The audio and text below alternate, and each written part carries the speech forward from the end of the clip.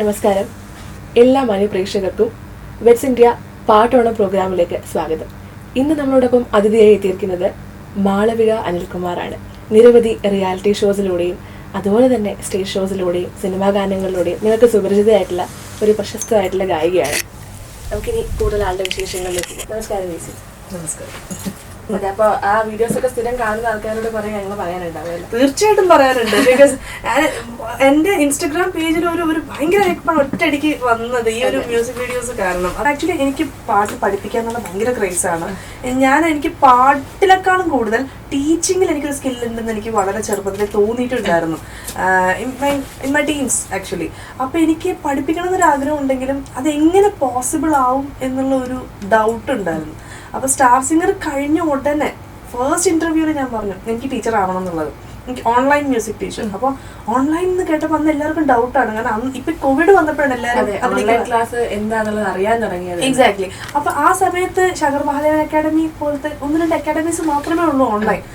അത് അന്നാണ് ഞാൻ തുടങ്ങിയത്. അപ്പൊ പറഞ്ഞു വന്നെന്താ വെച്ചാൽ ഒരു 2017 ആയപ്പോഴേക്കും എല്ലാവരും എന്നോട് പറഞ്ഞു തുടങ്ങി, പാട്ട് പഠിപ്പിക്കുന്ന കുട്ടികളൊക്കെ അയ്യോ ഇതൊക്കെ യൂട്യൂബിലിട്, നല്ല രസമുണ്ട്. പക്ഷെ എനിക്ക് സമയമില്ല.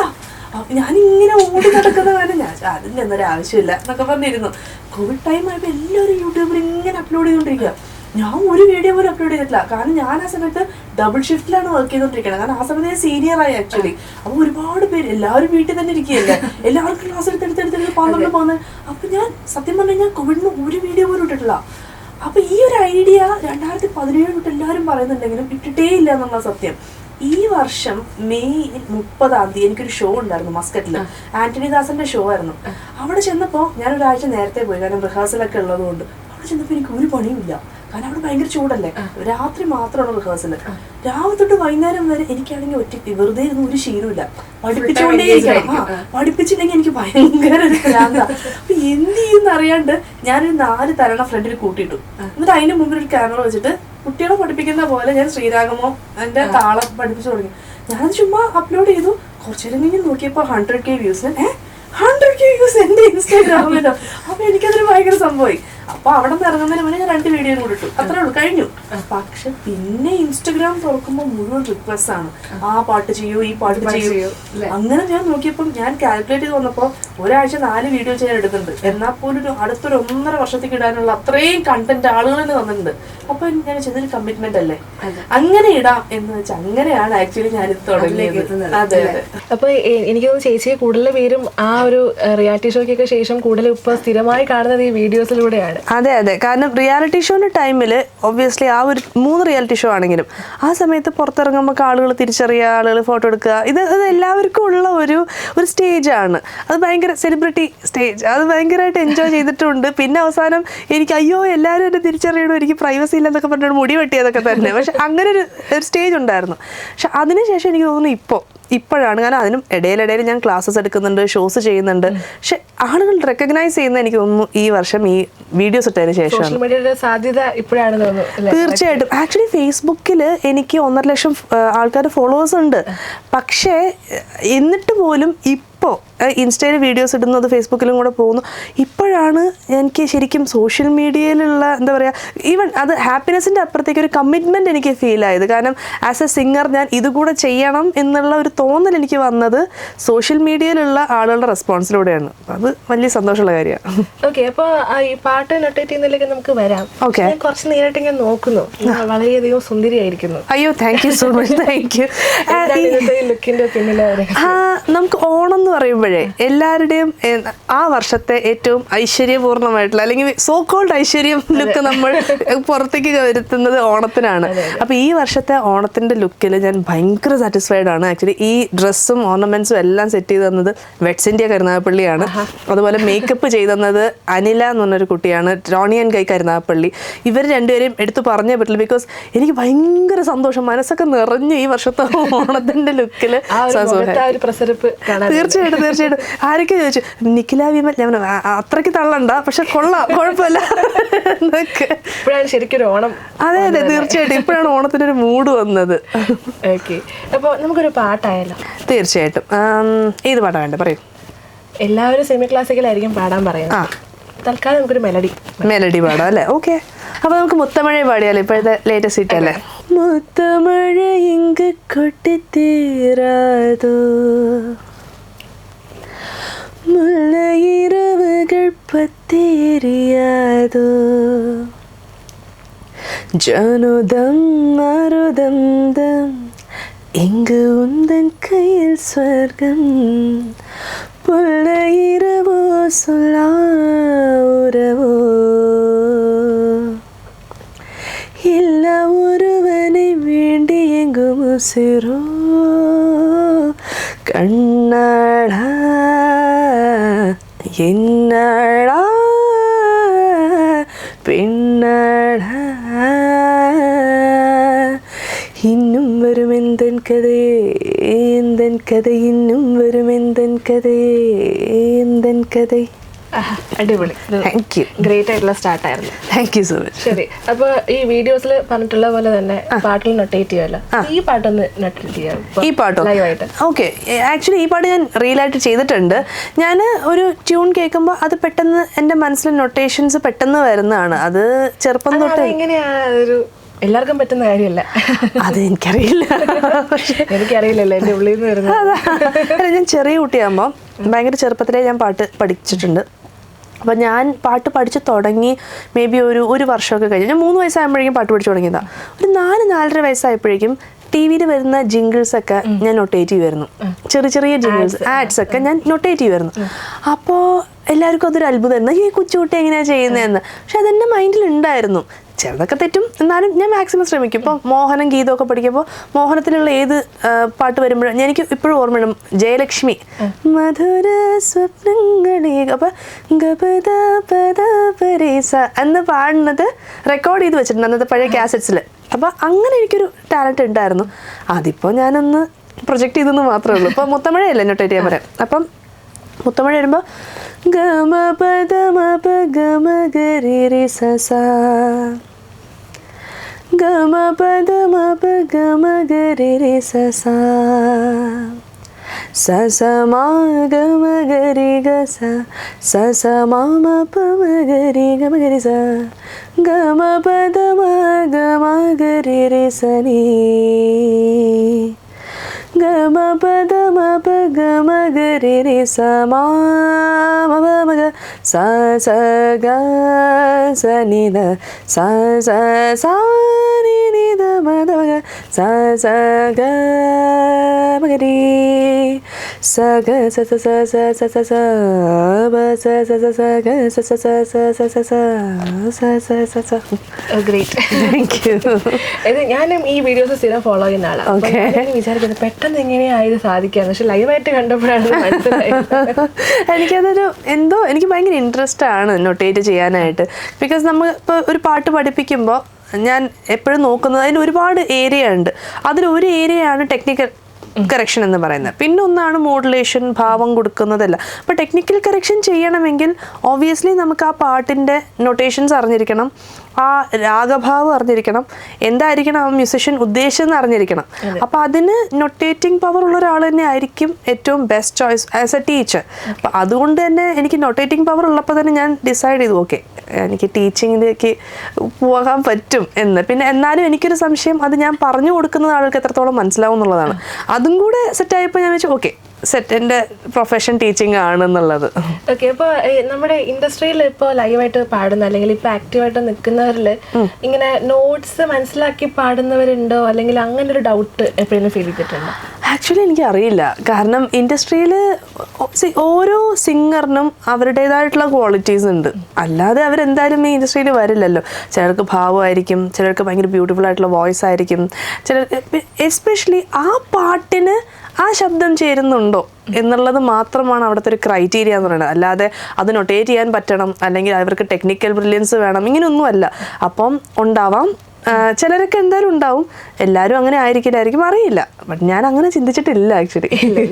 ഓക്കെ, അപ്പോൾ ഇനി കമ്മിങ് ടു ദ സ്റ്റാർട്ടിങ്, ചേച്ചി പറഞ്ഞു കുഞ്ഞുനാൾ മുതലേ പാട്ട് പഠിച്ചിട്ടുണ്ട്, പാട്ടിന്റെ ആ ഒരു ജേർണി എപ്പോഴാണ് സ്റ്റാർട്ട് ചെയ്തതെന്ന് പറഞ്ഞു. എങ്ങനെയായിരുന്നു അതിന്റെ ഒരു പിന്നീട് പഠിച്ചു വന്നതും തുടങ്ങിയതും? ഓക്കെ, എൻ്റെ മുത്തശ്ശൻ്റെ ചേട്ടനാണ് മങ്ങാട് കെ നടേശൻ.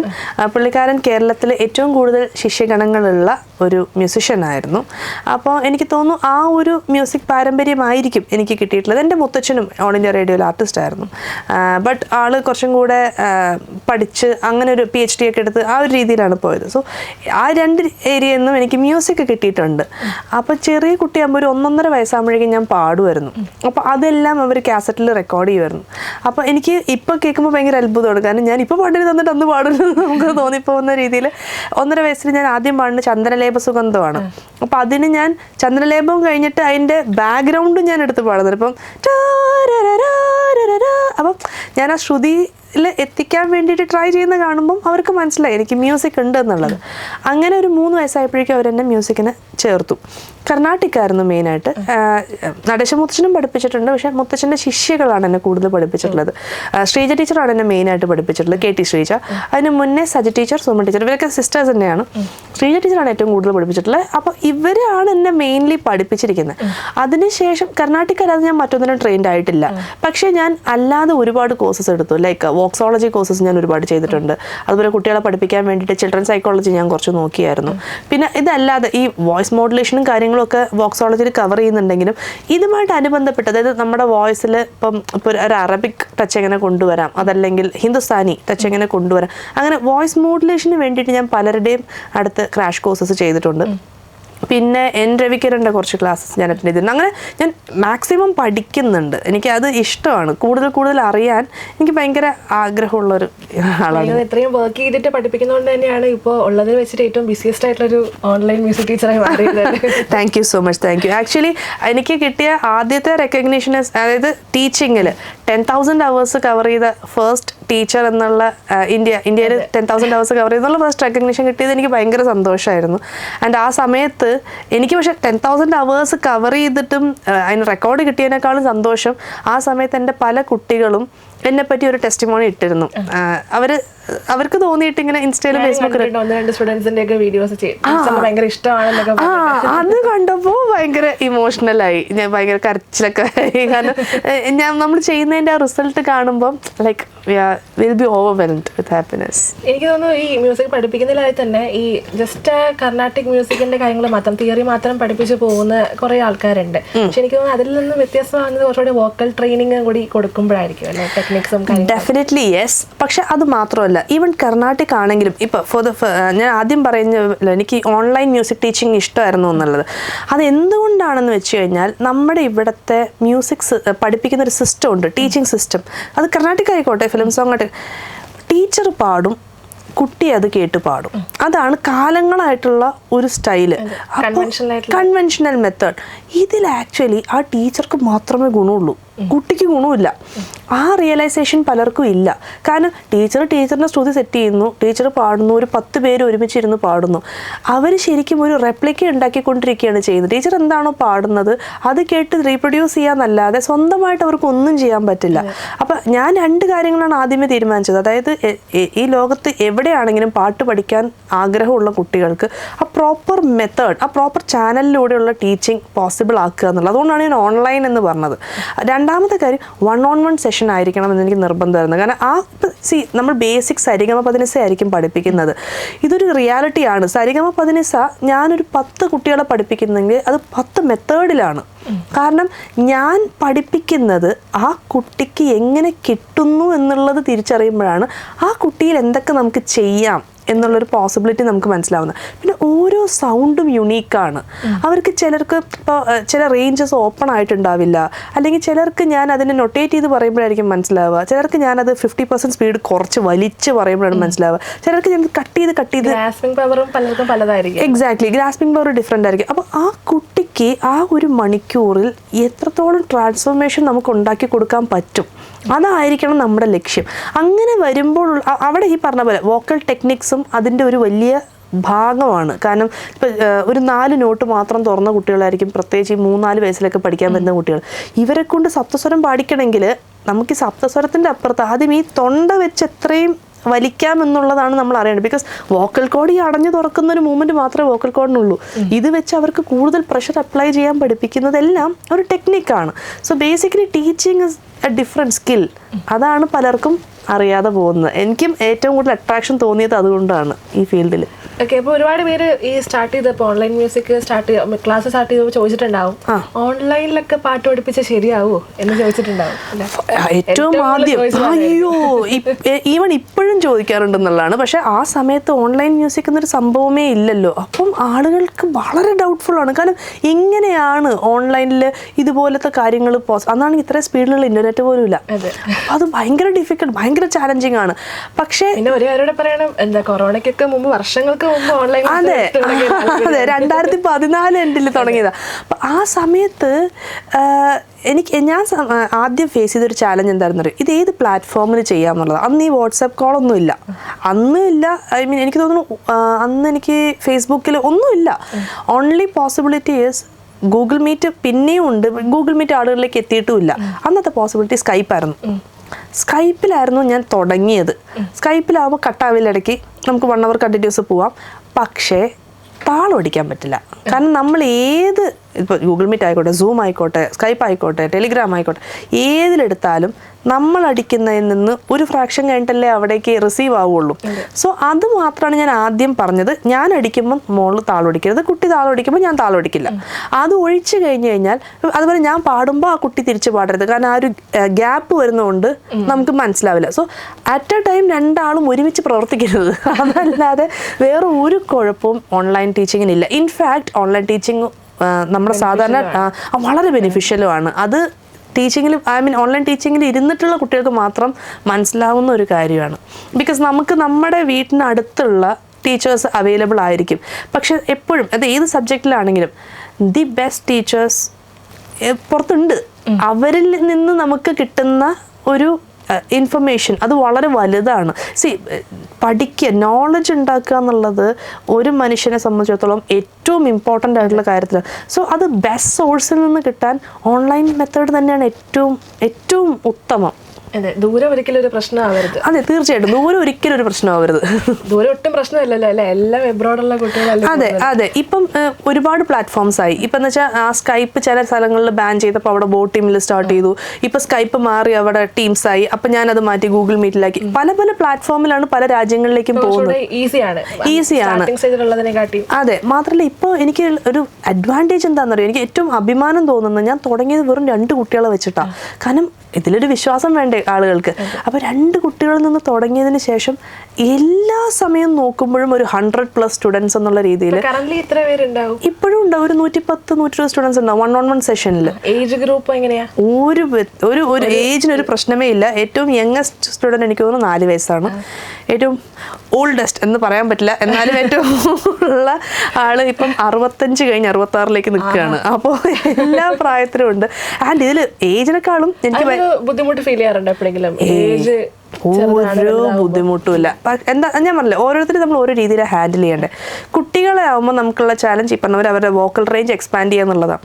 പക്ഷെ ഒരു ഏജ് കഴിഞ്ഞിട്ട് വരുന്ന ആളുകൾക്ക് അവരുടെ വോയിസിൽ already 2nd stage of vocal change അല്ലെങ്കിൽ 3rd stage of vocal change കഴിഞ്ഞിട്ട് വരുന്ന ആളുകളാണ്. ഇത് പലർക്കും അറിയില്ല. ഇപ്പോൾ ഫോർ എക്സാമ്പിൾ 10 വയസ്സുള്ള ഒരു കുട്ടിയുടെ ശബ്ദം മാറുന്നത് നമ്മൾ പെൺകുട്ടിയാണെങ്കിൽ അറിയാറില്ല, ആൺകുട്ടികളാണെങ്കിൽ വെള്ളി അടിച്ച് നമുക്കറിയാം. അപ്പോൾ ഇത് സംഭവിക്കുന്നുണ്ട്, മാറ്റം സംഭവിക്കുന്നുണ്ട് ശബ്ദത്തിന്. അപ്പം കുറച്ച് പ്രായമായിട്ടുള്ള ആളുകൾക്ക് വോയിസിൽ ഒരു കാറ്റ് കയറുക, എയർ കയറുക, അതുപോലെ റെസണൻസ് കൂടിയിട്ട് ഇങ്ങനെ ഒരു വിബ്രാറ്റോ ഇങ്ങനെ കുറുന്ന് കേൾക്കുക, ഇതെല്ലാം നാച്ചുറലാണ്. അവർക്ക് നമുക്ക് കുറച്ച് കൂടുതൽ എക്സസൈസസ് കൊടുക്കണം, അവർ കുറച്ച് കൂടുതൽ വർക്ക് ചെയ്യണം കുട്ടികളെ സംബന്ധിച്ചിടത്തോളം. അപ്പോൾ 2 പേരും 2 രീതി ഹാൻഡിൽ ചെയ്യണം. പക്ഷേ എനിക്ക് അങ്ങനെ ഒരു ചാലഞ്ച് തോന്നിയിട്ടില്ല. എനിക്ക് ആക്ച്വലി കുറച്ചും കൂടെ ചാലഞ്ചിങ് ആയിട്ട് തോന്നിയത് ഈ പ്രായമല്ല. എനിക്കൊരു 2 റഷ്യൻ സ്റ്റുഡൻസ് ഉണ്ടായാലും ഒരു കുട്ടി പ്രോപ്പർ റഷ്യനാണ്, അതായത് ഇന്ത്യൻ അല്ല. ഓക്കെ, ഞാനിപ്പോൾ എല്ലാ രാജ്യത്തും എടുക്കുന്നുണ്ട്, ഇംഗ്ലീഷിൽ ഞാൻ എടുക്കുന്നുണ്ട്. മലയാളികൾക്ക് മാത്രമല്ലല്ലോ എടുക്കുന്നത്. ഇപ്പോൾ കന്നഡിഗാസൊക്കെ ആണെങ്കിൽ എനിക്ക് കന്നഡ അറിയില്ല, തമിഴ് പിന്നെയും കുഴപ്പമില്ല. പക്ഷെ കന്നഡിഗാസ് അല്ലെങ്കിൽ തെലുഗുസിനൊക്കെ ഞാൻ അങ്ങനെയുള്ളവരുണ്ട്. പിന്നെ അപ്പം അവർക്ക് ഇംഗ്ലീഷിലാണ് എടുക്കുന്നത്.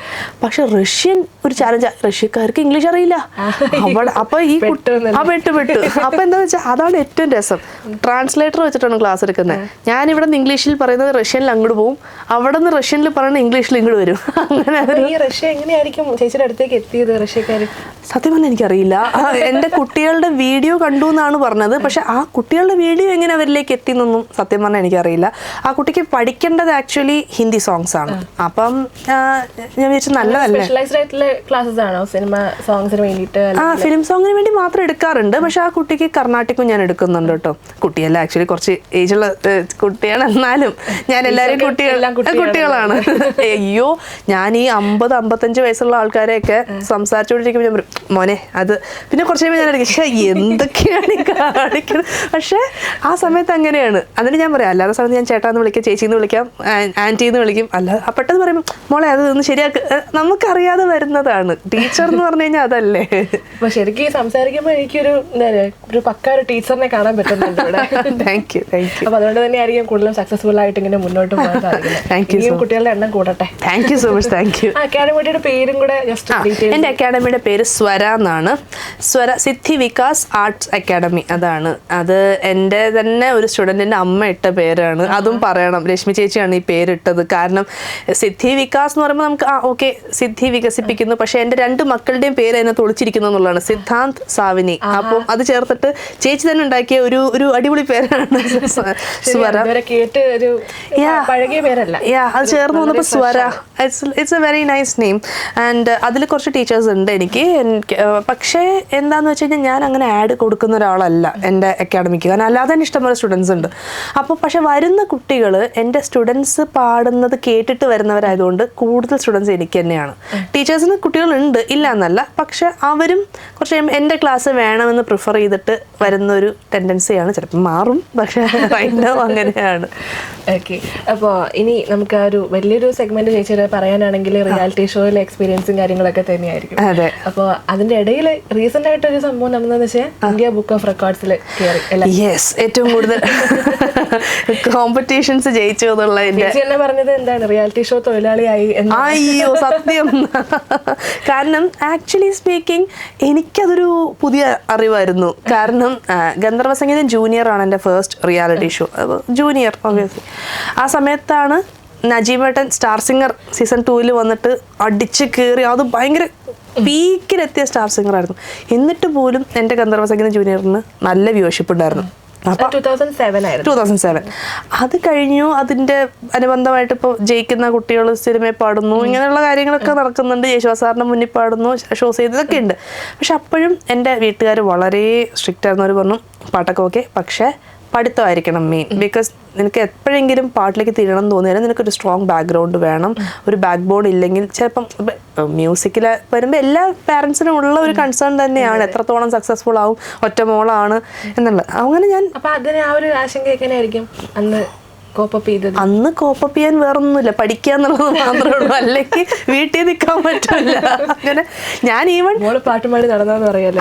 അതാ ഇനി പൊക്കോ ഒന്നും കഴിഞ്ഞില്ല. അപ്പോൾ +2 ഞാൻ ഈവൻ ഓൾ ഇന്ത്യ ഫസ്റ്റ് ആണ് ഇംഗ്ലീഷ് കോറിലൊക്കെ. അങ്ങനെ അത്രയും മാർക്കൊക്കെ വാങ്ങിച്ചു പാസ്സായാണ്.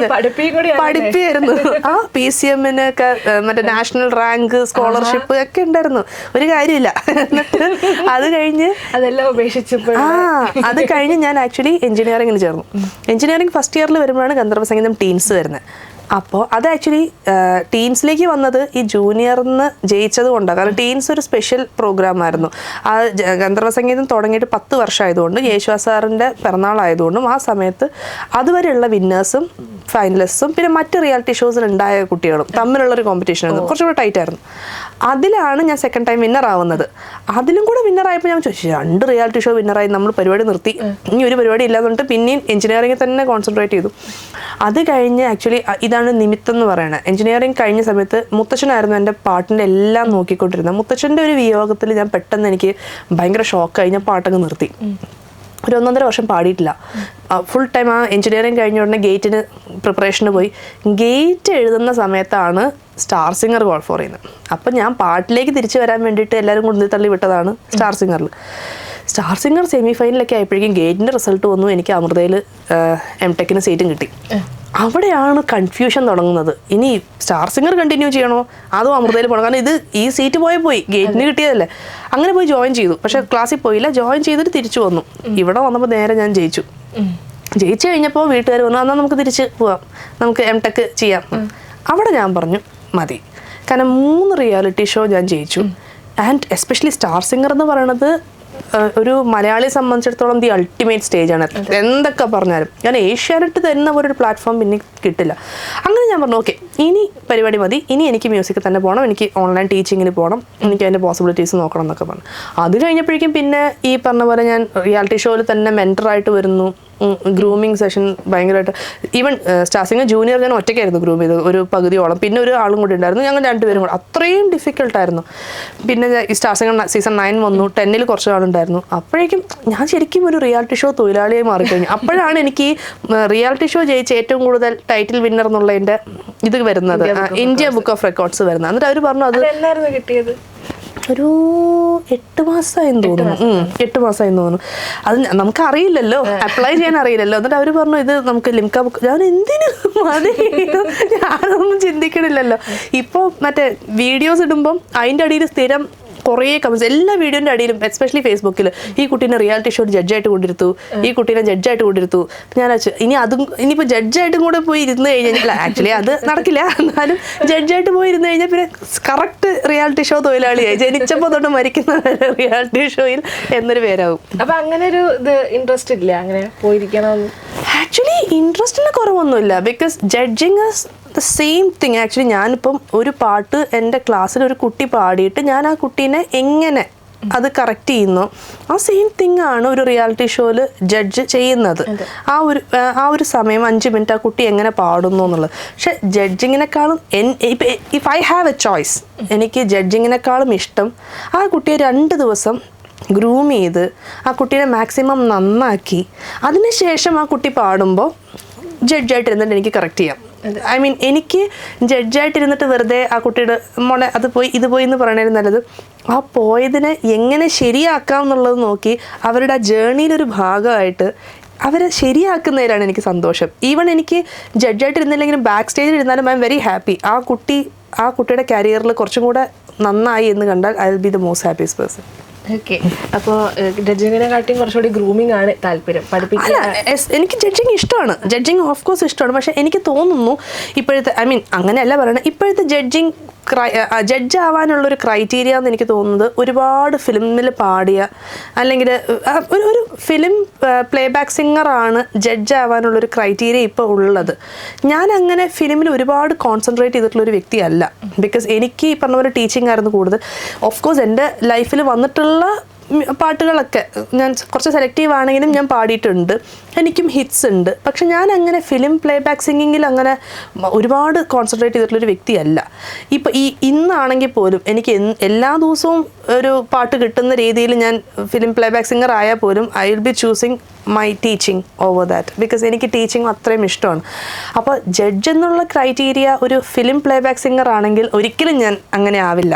അതല്ല, ഈ പറഞ്ഞ പോലെ ടെക്നിക്കൽ കറക്ഷൻസ് ഒക്കെ ചെയ്യുന്ന ഒരു ടീച്ചറിനെയാണ് ജഡ്ജായിട്ട് വിളിക്കുന്നതെങ്കിൽ എന്നെങ്കിലും ആ ഒരു സീറ്റിൽ എനിക്ക്, ഹോട്ട് സീറ്റിൽ എനിക്ക് പോയിരിക്കാൻ വളരെയധികം താല്പര്യമുണ്ട്. ഓക്കെ, അപ്പോൾ മൂവീസിലേക്ക് വരാം. ഫസ്റ്റ് മൂവി ഏതായിരുന്നു പാടിയത്? ഞാൻ ആദ്യം പാടിയത് വെറുതെ ഒരു ഭാര്യ. അതെങ്ങനെ വന്നു വെച്ചാൽ ഇതുപോലെ ഓംകാരം ശംഖിൽ ചേരുമ്പോൾ, അന്ന് കുട്ടിയാണ് ആക്ച്വലി, എൻ്റെ വോയിസ് കേട്ടാൽ തിരിച്ചറിയേയില്ല. അന്ന് എൻ്റെ വോയിസ് കേട്ടാൽ തിരിച്ചറിയേയില്ല, ബിക്കോസ് ഞാൻ അന്ന് ഈ പറഞ്ഞ പോലെ ജൂനിയർ ജയിച്ചേക്കുന്ന സമയമാണ്. അപ്പോഴാണ് ഈ പാട്ട് വരുന്നത്. പക്ഷെ ആ പാട്ട് 2008 ആണല്ലോ. അതെ, 2008 സമയത്ത്. അപ്പോൾ അത് ഇത്രയും കയറി ഹിറ്റാവുന്നൊന്നും ഞാൻ ഒരിക്കലും പ്രതീക്ഷിക്കുന്നില്ലല്ലോ. ആളുകളൊക്കെ ഓംകാരശങ്കിൽ ഓക്കെ. ഈവൻ അതിൻ്റെ മേൽവേഷം പാടിയത് ഉണ്ണിമേനോൻ സാറാണ്. അപ്പോൾ ഉണ്ണിമേനോൻ സാർ വന്നിട്ട് ഓ ഈ കുട്ടിയാണോ എൻ്റെ ഫീമെയിൽ പാടി. കാരണം ഭയങ്കര വലിയ ഒരു വീട്ടമ്മയുടെ മനസ്സാണ് പാടുന്നത്, ഞാനിവിടെ ഉടുപ്പൊക്കെ ഇട്ടിട്ട് ആണ് പോണത്. അപ്പം അത് രസമായിരുന്നു. പക്ഷെ അത് കഴിഞ്ഞ് ടീൻസ് ജയിച്ചപ്പോൾ ഇതേപോലെ ടീൻസ് ജയിക്കുന്ന കുട്ടിക്ക് ഒരു പാട്ടെന്ന് പറഞ്ഞിട്ട് എഗെയിൻ ശ്യാം സാറിൻ്റെ തന്നെ സോങ് ആയിരുന്നു, പുതുമുഖങ്ങൾ എന്ന് പറഞ്ഞിട്ടുള്ള മൂവിയിൽ ആര്യരാരം. അത് കഴിഞ്ഞ് ആക്ച്വലി ബ്രേക്ക് വന്നു. കാരണം ഞാൻ പിന്നെ സ്റ്റാർ സിംഗർ വരെ പഠിത്തം മാത്രമായിരുന്നു. സ്റ്റാർ സിംഗറിന് ശേഷമാണ് ആക്ച്വലി കുറച്ച് അധികം സോങ്സ് ഞാൻ പാടുന്നത്.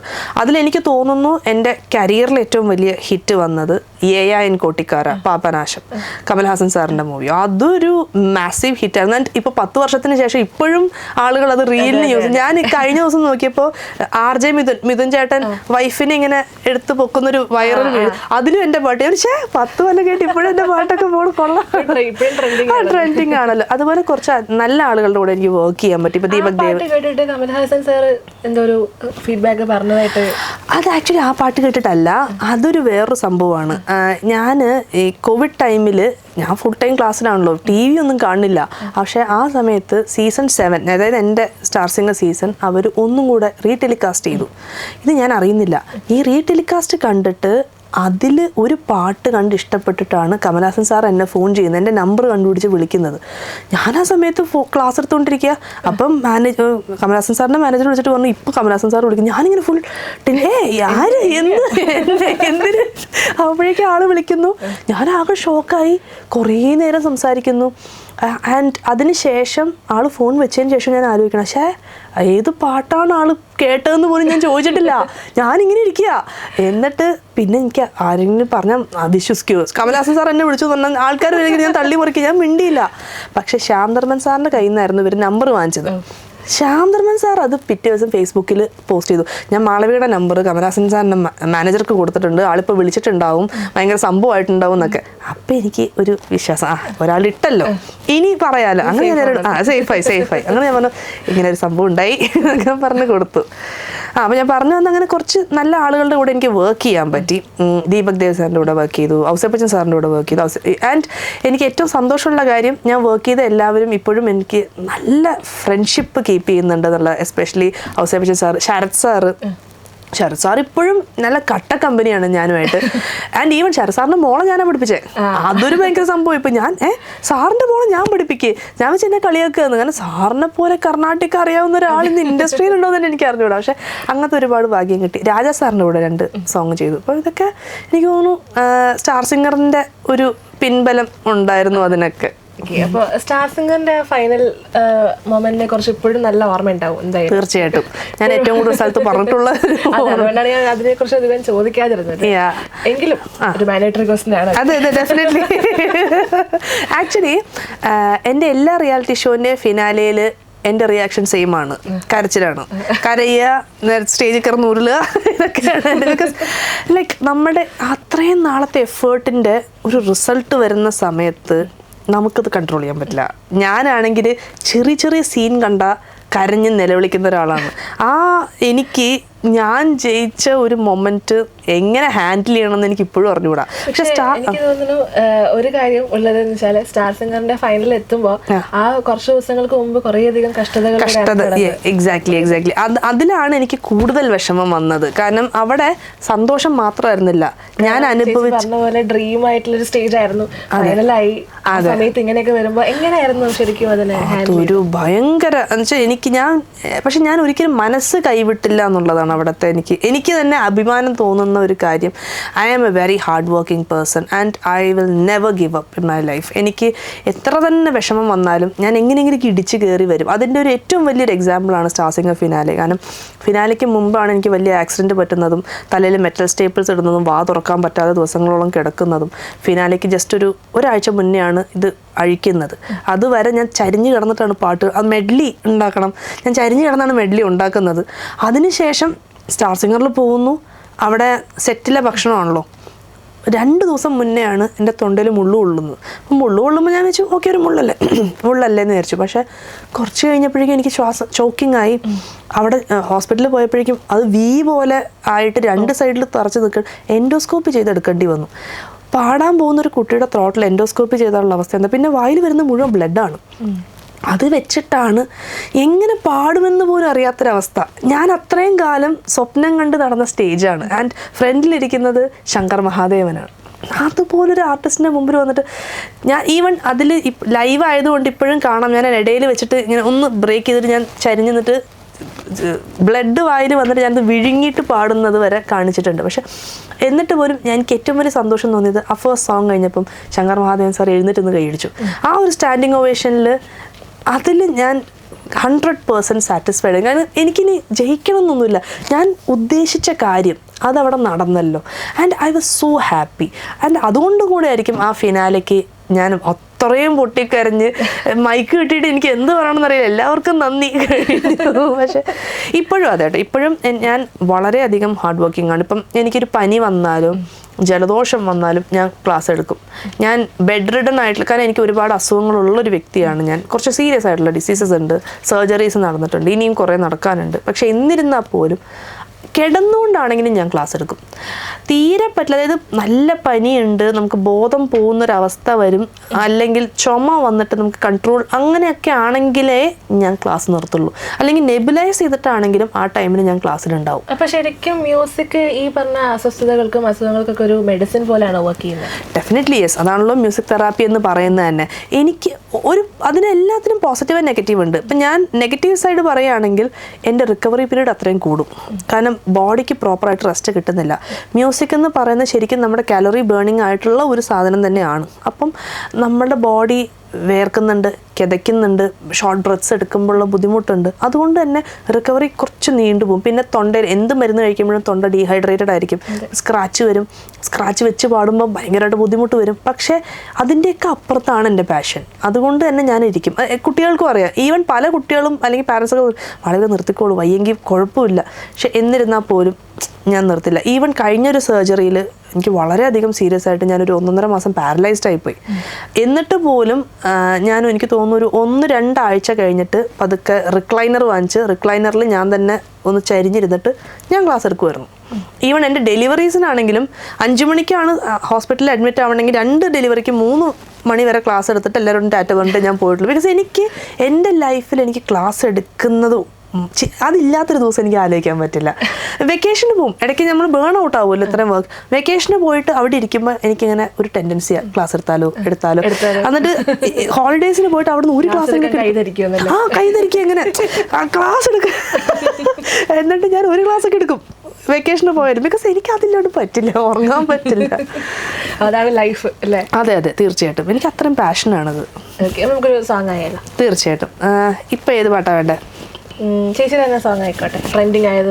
ആ സോങ് ഏതാന്ന് ചിലപ്പോൾ ആർക്കെങ്കിലും ഡൗട്ട് ഉണ്ടെങ്കിൽ. എൻ്റെ സോങ് ഓക്കെ. കുട്ടിക്കര അടവായ വീട്ടക്കര കുത്തല സരൽ പോൽ തലതട്ടു സേട്ടക്കര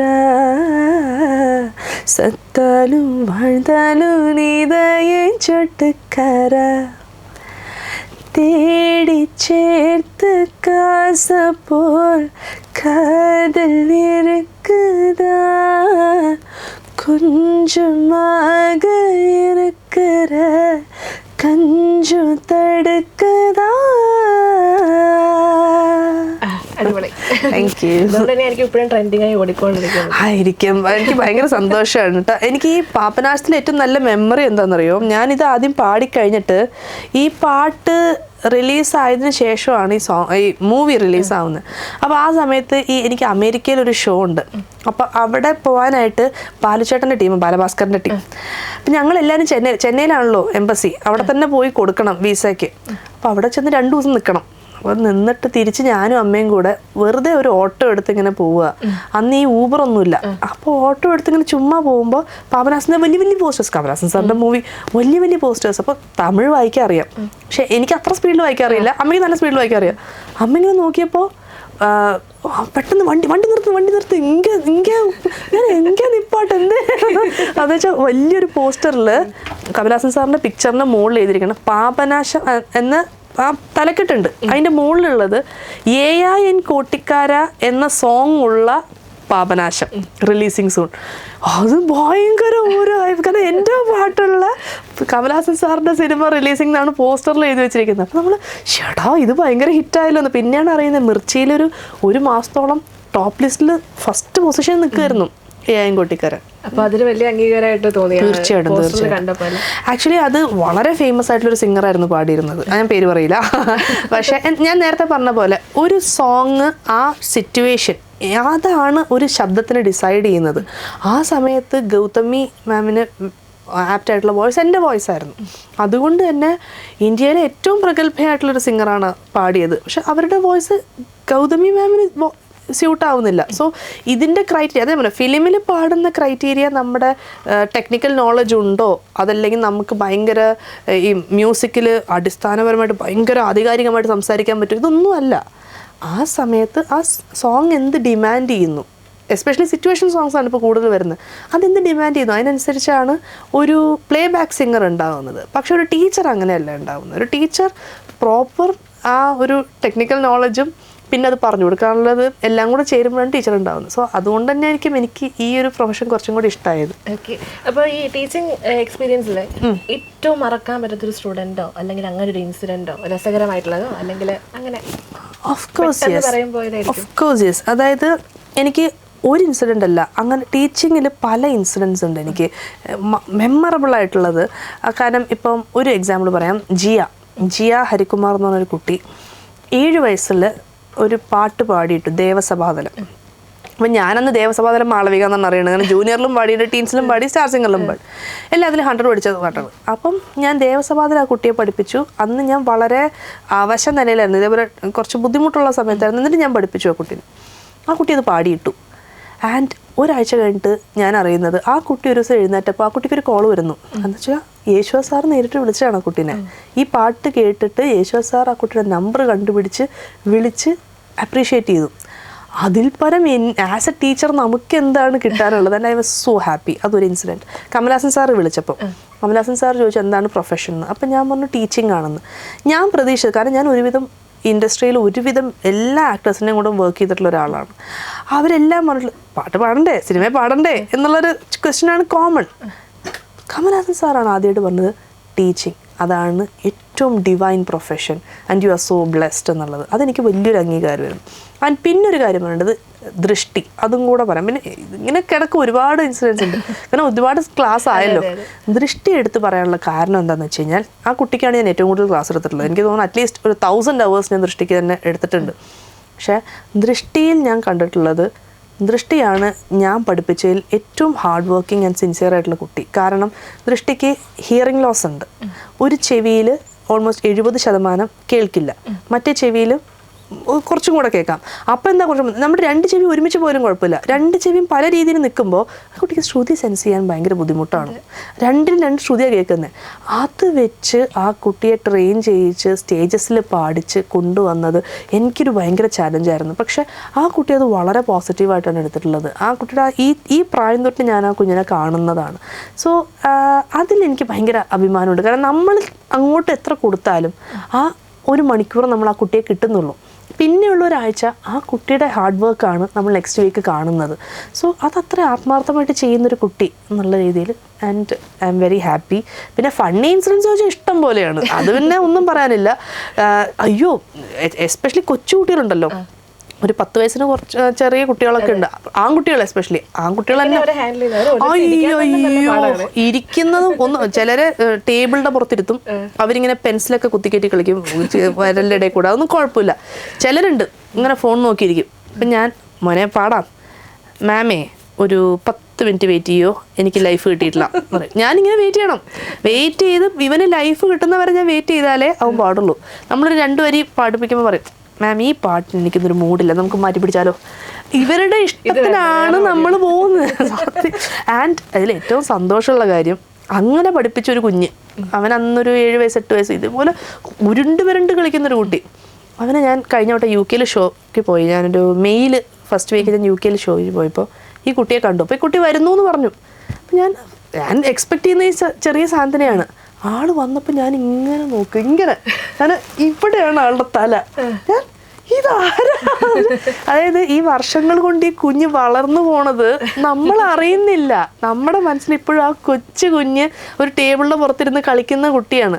ഇത് ഈ വർഷങ്ങൾ കൊണ്ട് ഇത് വളർന്ന് ഇവിടെ എത്തി എന്നുള്ളത്, അപ്പം അതൊക്കെ നമുക്കൊരു എന്താ പറയുക ഭയങ്കര സന്തോഷമുള്ള കാര്യമാണ്. അങ്ങനെ കുറേ ഇൻസിഡൻസ്.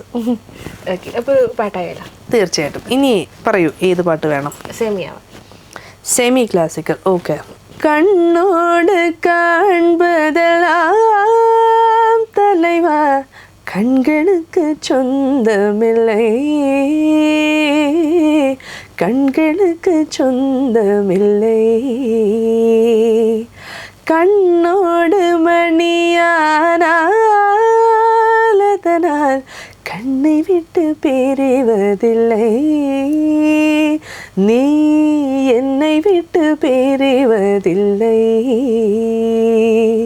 தக்ருதக்ருதக்கு தீம் தக்ருதக்ருதக்கு தீம் தக்ருதக்ருதக்கு தீம் தகஜம், தக்ருதக்ருதக்கு தீம் தக்ருதக்ருதக்கு தீம் தக்ருதக்ருதக்கு தீம் தகஜம். അടിപൊളി. Thank you. ഓക്കെ, അപ്പോൾ സ്റ്റേജ് ഷോസിന് പോവാറുണ്ടല്ലോ? ഉണ്ട്. ലാസ്റ്റ് ഷോ എവിടെയായിരുന്നു? എനിക്ക് തോന്നുന്നു ഇപ്പം കഴിഞ്ഞത് മസ്കറ്റിലായിരുന്നു. മസ്കറ്റിൽ അൽഫലാജിലായിരുന്നു. ഇപ്പം ഞാൻ ജസ്റ്റ് തിരിച്ച് വന്നതേ ഉള്ളൂ, ഒരാഴ്ചയായിട്ടുള്ളൂ.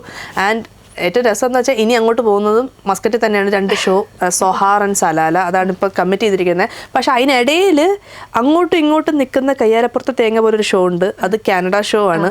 വിസ വന്നിട്ടില്ല. വിസ വരാണ്ട് പോകാൻ പറ്റില്ല.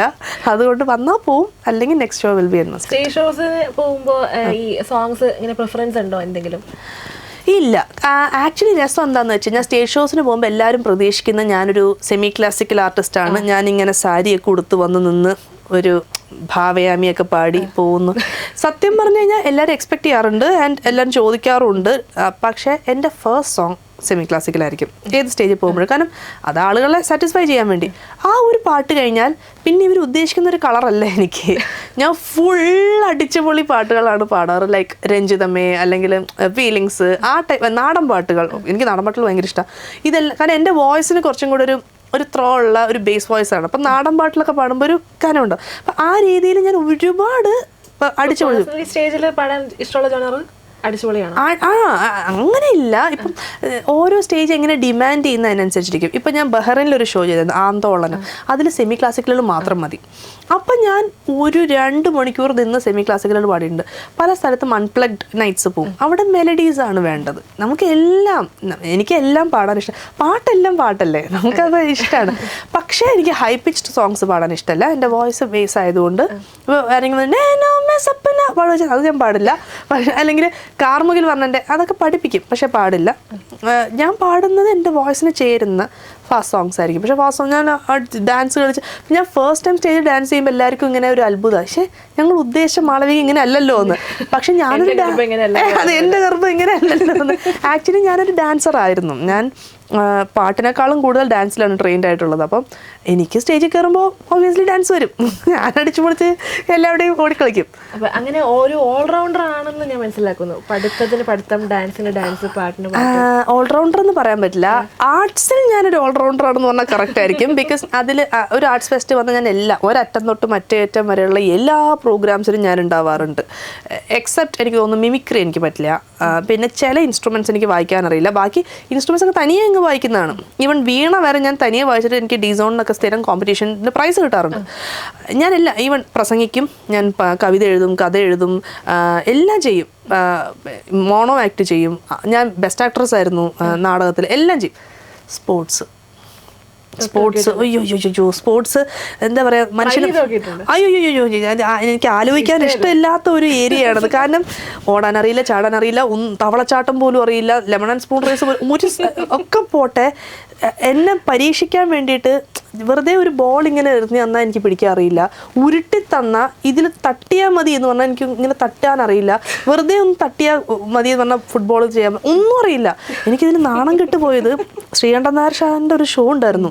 അത് ലൈവാ അല്ലെങ്കിൽ എഡിറ്റ് ചെയ്യിക്കായിരുന്നു. അപ്പം ജനങ്ങൾ വിളിച്ചിട്ട് അവർ ഉത്തരം പറയുമ്പോൾ ഇവർക്ക് വേണ്ടി ഞാൻ 1 മിനിറ്റ് കൊണ്ട് ഓടി അകത്ത് പോയിട്ട് ഒരു ടാസ്ക് ചെയ്തിട്ട് അവരുടെ ഗിഫ്റ്റ് എടുത്തുകൊണ്ട് വരണം. ടാസ്ക് എന്ന് പറഞ്ഞാൽ സിമ്പിളായിട്ട് ഒരു വട്ടം ഇങ്ങനെ വരച്ചിട്ടുണ്ട്. ഞാനൊരു ഷട്ടിൽ കോർക്ക് ഇങ്ങനെ ആക്കിയിട്ട് ഇങ്ങനെ അടിച്ച് ഇടണം. ഈ ഷട്ടിൽ കോർക്ക് ഇങ്ങനെ ആക്കിയിട്ട് ഈ ബാറ്റിലടിക്കാൻ എനിക്ക് അറിയില്ലെന്നേ. 5-6 വട്ടം അടിക്കന്നെ ഒന്നും സംഭവിക്കുന്നില്ല. ഞാൻ ഇയാളുടെ ഗിഫ്റ്റ് പോയല്ലോ ഈശ്വരൻ, ഞാൻ നാണം കെട്ടില്ല. എന്നിട്ട് അവസാനം കണ്ണടച്ചൊരു ഒറ്റ അടി അടിച്ചു. അത് കൊണ്ടല്ലോ എന്ന് നോക്കിയപ്പോൾ ഇതിനകത്തൊന്നും കാണാനില്ല. നോക്കിയപ്പോൾ യു വോണ്ട് ബിലീവ് അത് ആ ക്യാമറയിൽ തൂങ്ങിക്കിടക്കണം. ഞാൻ അന്ന് അവസാനിപ്പിച്ചാണ്. എനിക്ക് സ്പോർട്സ് എൻ്റെ അടുത്തില്ല. എനിക്ക് തോന്നുന്നു അത്രയും കഴിവ് എനിക്ക് ആർട്സിൽ തന്നിട്ടുണ്ടല്ലോ, എനിക്കത് മതി. എനിക്ക് സ്പോർട്സ് ശരിയാവില്ല. ഓക്കെ, അപ്പോൾ ഈ ഒരു ഷെഡ്യൂള് തന്നെ ക്ലാസ് ഒക്കെ കുറെ മാറ്റി വെച്ചിട്ടായിരിക്കും നമ്മുടെ ഇന്റർവ്യൂവിന് വന്നപ്പോൾ വന്നിട്ടുള്ളത്. അപ്പോൾ ഈ ഒരു ഡെയിലി ലൈഫിലുള്ള ഷെഡ്യൂൾ എങ്ങനെയാണ് മാനേജ് ചെയ്ത് പോകുന്നത്? ആക്ച്വലി എനിക്കൊരു മാനേജർ ഉണ്ട്. ഒന്നല്ല, എനിക്കൊരു കപ്പിൾ ഓഫ് മാനേജേഴ്സ് ഉണ്ട്. പക്ഷേ മെയിൻലി ഇതിൻ്റെ മാനേജറിനാണ് എൻ്റെ എല്ലാ ക്രെഡിറ്റും. എന്നിരുന്നാലും ഞാൻ ഒരുപാട് വർക്ക് ചെയ്യുന്നുണ്ട് ഇതൊന്ന് ബാലൻസ് ചെയ്തുകൊണ്ട് പോകാൻ. കാരണം എല്ലാ രാജ്യത്തും കുട്ടികളുള്ളത് കൊണ്ട് തന്നെ ഏർലി മോർണിംഗ് ഞാൻ എണീക്കണം. കാരണം US സ്ലോട്ട്സ് ആണത്. ഞാൻ ഇവിടുത്തെ ഒരു 9:30 ആകുമ്പോഴേക്കും US ലാസ്റ്റ് സ്ലോട്ട് തീരും. അത് കഴിയുമ്പോഴേക്കും അവിടെ നല്ല രാത്രിയാവും. അപ്പോൾ അത് ഞാൻ ബ്രേക്ക് ചെയ്യും. പിന്നെയാണ് എൻ്റെ ബ്രേക്ക്ഫാസ്റ്റ് കഴിഞ്ഞ് ആക്ച്വലി ഒരു 2 hours എനിക്ക് ഗ്യാപ്പ് ഉണ്ട് 12 മണി വരെ. അതിലാണ് എൻക്വയറീസ് നോക്കുന്നതും പിന്നെ പുതിയ പാട്ടുകൾ വരുന്നുണ്ടെങ്കിൽ അത് എല്ലാം ഈ 12 മണി. ഇത് കഴിഞ്ഞ് കഴിഞ്ഞാൽ എനിക്ക് ഓസ്ട്രേലിയൻ സ്ലോട്ട് സ്റ്റാർട്ട് ചെയ്യും. അവിടുത്തെ രാത്രിയായി. അപ്പോൾ ഓസ്ട്രേലിയൻ സ്ലോട്ട്സ് കഴിയുന്നു. പിന്നെ ഒരു 2 മണിയൊക്കെ ആകുമ്പോഴേക്കും നമ്മുടെ നാട്ടിലെ വീട്ടമ്മമാരുടെ ടൈമാണ് ആ ഒരു സമയം. അത് എനിക്ക് വലിയ ടൈറ്റ് അല്ല, എന്നാലും ഒരു 3:30 to 5 എനിക്കൊരു ബ്രേക്ക് കിട്ടും. ഈ 3:30 to 5 ഞാൻ ഈ വർക്കൗട്ടൊക്കെ ചെയ്യുന്നത്. 5 o'clock എക്സാക്ട്ലി എൻ്റെ നമ്മുടെ ഇന്ത്യൻ കുട്ടികൾ തിരിച്ചു വരുന്ന സമയമാണ്. 5 to 7 എന്ന് പറഞ്ഞാൽ ആ ഇന്ത്യൻ സ്ലോട്ടാണ്. അതിൽ മിഡിൽ ഈസ്റ്റും വരാറുണ്ട്, ലൈക്ക് ദുബായ് അതൊക്കെ ഉണ്ട്. 7 o'clock to 8 o'clock എൻ്റെ ഡിന്നർ ടൈമാണ്. 8 to 2 ഒറ്റ അടിക്കാണ് UK സ്ലോട്ട് പോകുന്നത്. അത് അവിടെ അപ്പോഴാണ് വൈകുന്നേരം 8, 9, 10, 11, 12 കഴിയുമ്പോഴേക്കും എനിക്ക് ആടിത്തുടങ്ങും. 1 to 2 മണിക്ക് ഞാൻ അവസാനിപ്പിക്കും. 2 മണിക്ക് അവസാനിപ്പിച്ച് കഴിഞ്ഞാൽ എഗെയിൻ ഞാൻ ഈ എൻക്വയറീസ് ഒക്കെ നോക്കി എന്തെങ്കിലും ഉണ്ടോ, പിന്നെ ഇതൊക്കെ റിക്വസ്റ്റുകൾ നോക്കിയിട്ട് ഇപ്പം 2 to 2:30 അല്ലെങ്കിൽ 2 to 2:45 ആണ് ഈ കാണുന്ന വീഡിയോസ് ഞാൻ എടുക്കുന്നത്. അപ്പം എന്ന് വെച്ചാൽ എല്ലാവരും ചോദിക്കും എന്തുകൊണ്ടാണ് മേക്കപ്പ് ചെയ്തിട്ട് ഈ വീഡിയോസ്. ഇവിടെ മേക്കപ്പ് ചെയ്യാൻ ഉറങ്ങാൻ സമയമില്ല. നമ്മൾ ജസ്റ്റ് ഫേസ് വാഷ് ചെയ്യുക, വന്നിരിക്കുക, എടുക്കുക. അപ്പോൾ പലരും ചോദിക്കുന്നുണ്ട്, പ്രൊഫഷണൽ ആവണമെങ്കിൽ ആദ്യം നമ്മൾ ഓഡിയോ റെക്കോർഡ് ചെയ്യണം, സ്റ്റുഡിയോയിലൊക്കെ പോയി ഓഡിയോ റെക്കോർഡ് ചെയ്യണം, അല്ലെങ്കിൽ എന്നിട്ട് വേണം വീഡിയോ ലിപ്പനൊക്കെ. ഇതിനൊക്കെ സമയമുള്ളവർക്ക് ഇത് ഓക്കെ. ഞാനിതിങ്ങനെ വെക്കും, ചുമ്മാ അങ്ങ് പറയും, അത് അങ്ങനെ തന്നെ താഴത്ത് കുറച്ച് ടൈപ്പ് ചെയ്യും, വിടും, കഴിഞ്ഞു എൻ്റെ എഡിറ്റിങ്. ഈ 2:45 ഉറങ്ങുന്ന ഞാൻ നെക്സ്റ്റ് ഡേ പുലർച്ചെ എണീക്കണമല്ലോ US സ്ലോട്ടിൽ. ഇത് എനിക്ക് സൺഡേ പോലും ഞാൻ ബ്രേക്ക് എടുക്കാറില്ല. Every day I am working. So actually ഇതിപ്പോൾ എൻ്റെ ഒരു പാർട്ട് ഓഫ് മൈ റുട്ടീൻ അല്ലെങ്കിൽ പാർട്ട് ഓഫ് മൈ ലൈഫായി മാറി. എന്നാലും ഇടയ്ക്ക് ബേൺ ഔട്ട് ആവും, but still I M enjoying it. ഇപ്പോൾ മ്യൂസിക് അല്ലായിരുന്നു എന്നുണ്ടെങ്കിൽ വേറെ എന്ത് പ്രൊഫഷൻ ചൂസ് ചെയ്യാറ്? I don't know, because engineering ഒരു ഓപ്ഷൻ ആയിരുന്നേനെ. കാരണം MTech എനിക്ക് കിട്ടിയത് കുറച്ച് നല്ലൊരു ഒരു സബ്ജക്റ്റ് ആയിരുന്നു, കമ്പ്യൂട്ടേഷണൽ എഞ്ചിനീയറിംഗ് ആൻഡ് നെറ്റ്വർക്കിംഗ്. ഞാൻ ഇലക്ട്രിക്കൽ എഞ്ചിനീയർ ആയിരുന്നു. അപ്പം ഇത് രണ്ടിൻ്റെയും ഒരു ഓപ്ഷൻ വരുമ്പോഴുള്ള ഗുണം എന്താണെന്ന് വെച്ച് കഴിഞ്ഞാൽ അമേരിക്കയിൽ അന്ന് അവർക്കൊരു പ്രോജക്റ്റ് ഉണ്ട്. അപ്പം അതിൽ തന്നെ ജോയിൻ ചെയ്യും ഇതിനകത്തുള്ള എല്ലാ സ്റ്റുഡൻസിനും. സോ ലൈഫ് അങ്ങനെ ആയിരുന്നേനെ. അതല്ലായിരുന്നെങ്കിൽ ഡാൻസിന് ഞാൻ കുറച്ചും കൂടെ കോൺസെൻട്രേറ്റ് ചെയ്തിരുന്നു. ഡാൻസ് ഞാൻ ഒരുപാട് ഇഷ്ടമുള്ളൊരു പ്രൊഫഷനായിരുന്നു. പിന്നെ നിർത്തിയതാണ്, ഡാൻസ് ആയിരുന്നേനെ.